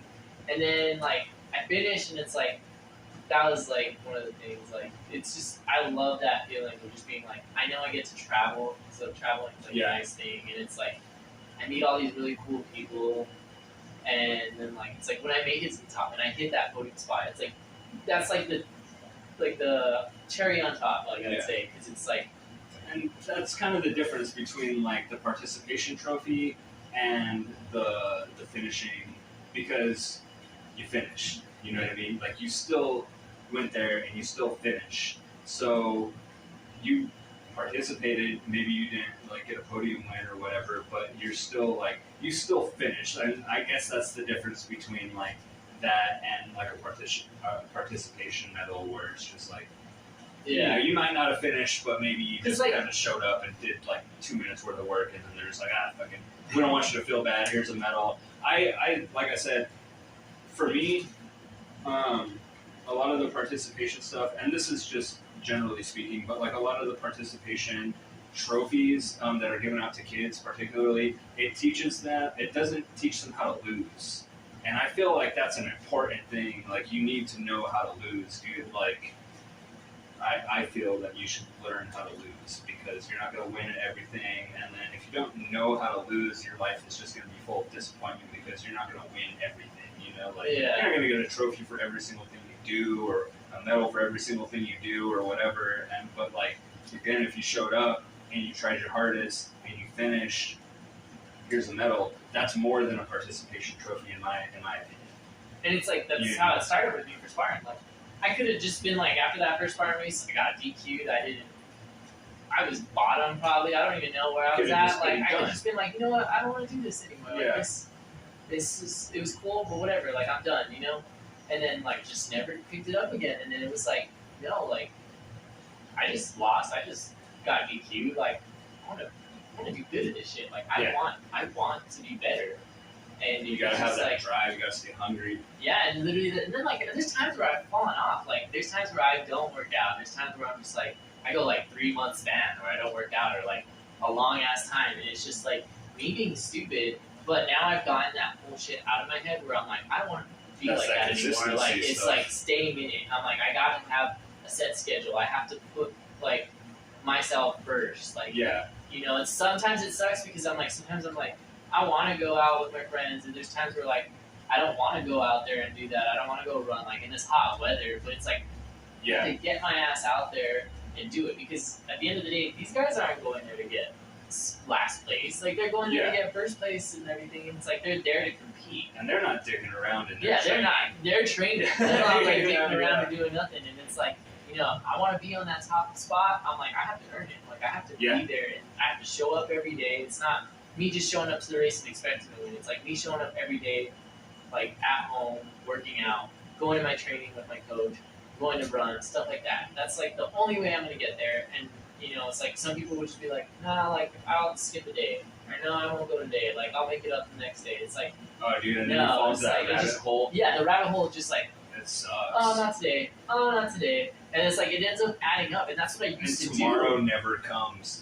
Tomorrow never comes. Today, dude. It's always today, and it's like at the end of the day, it's like there's 24 hours a day. You can find some fucking time to do it. Like regardless, like that when I went running at night for those 10 miles, like probably a fucking crazy thing to do. I ran into like coyotes, you know, like a fucking psycho. I'm running out there with a knife. Yeah, whatever. I was all running with my knife all out. I was like, I probably look like a fucking crazy person if I run into somebody. But I was like, you know, at the end of the day, they're probably just as crazy as you though, being out there at the same time, dude. But it was like one of those things where it's like, nobody's forcing me to do this. It's me forcing myself to do this, but because I want that. I want to be like that top spot, and it's like at the end of the day, it's like it's funny when people tell me, like when I say people tell me like, "Oh, I can never do that." I'm like, okay, keep telling yourself you're not going to do that because that's less competition for me. And then also too, like if you're and like just to clarify, like when you say force, it's like you have to be careful too because you don't want to force yourself to the point where you burn out, where you just hate it. You know, but and I've gone to points where I've hated it. Like, I don't want to do this. And then you just have to take a break. You have to take a break, and then you have to get back into it. Like, you gotta rethink everything. Yeah, or like this last week, like I, you know, like I said, I'm at the dojo every day except for Fridays and Sundays. I don't train, but you know, I'm there 5 days a week or whatever. But then I missed 3 days, like Monday, Tuesday, and Wednesday. You know, for various reasons or whatever. And then I go back on Thursday, and I'm just like 3 days doesn't seem like a lot, but when you're doing that like super intense type of training, it's a lot, you know. And so it's like I went back on Thursday and I'm just like, God, I really like still kind of just don't want to be here. But I don't have any, like I told myself on Wednesday, like you're going tomorrow. You know, like no excuses unless you know I'm sick or something. But it's like no excuses. You're going tomorrow. End of story. Otherwise, you're gonna fall into that rabbit hole where it's just like, yeah, I'm not gonna go.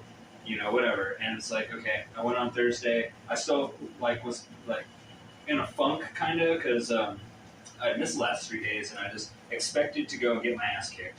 Luckily, it was kind of like a chill day, and so it was a nice little welcome back day.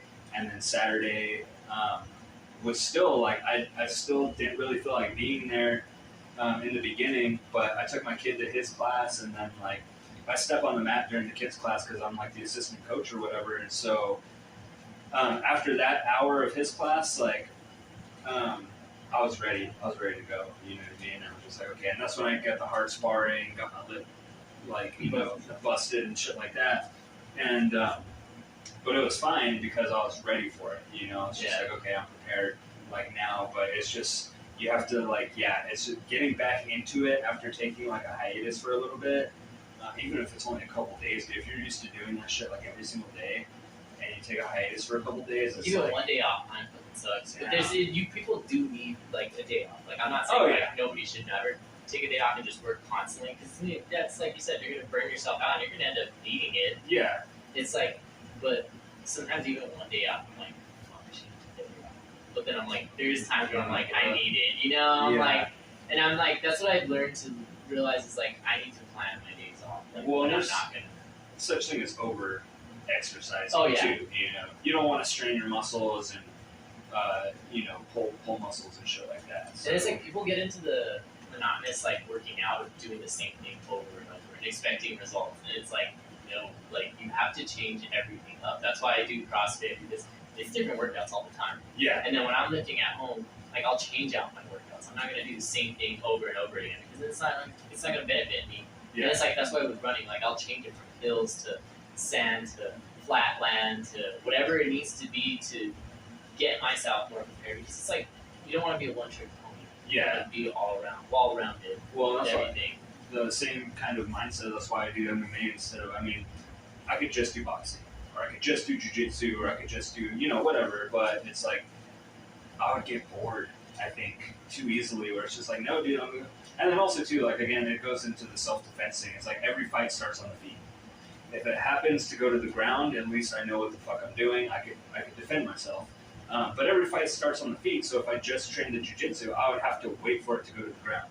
It's like, no, dude, I need to know how to strike. I need to know how to kick motherfuckers. I need to know how to run away. Like, that's why running is good, because it's like, what is the best mode? Like, what is the best self-defense technique?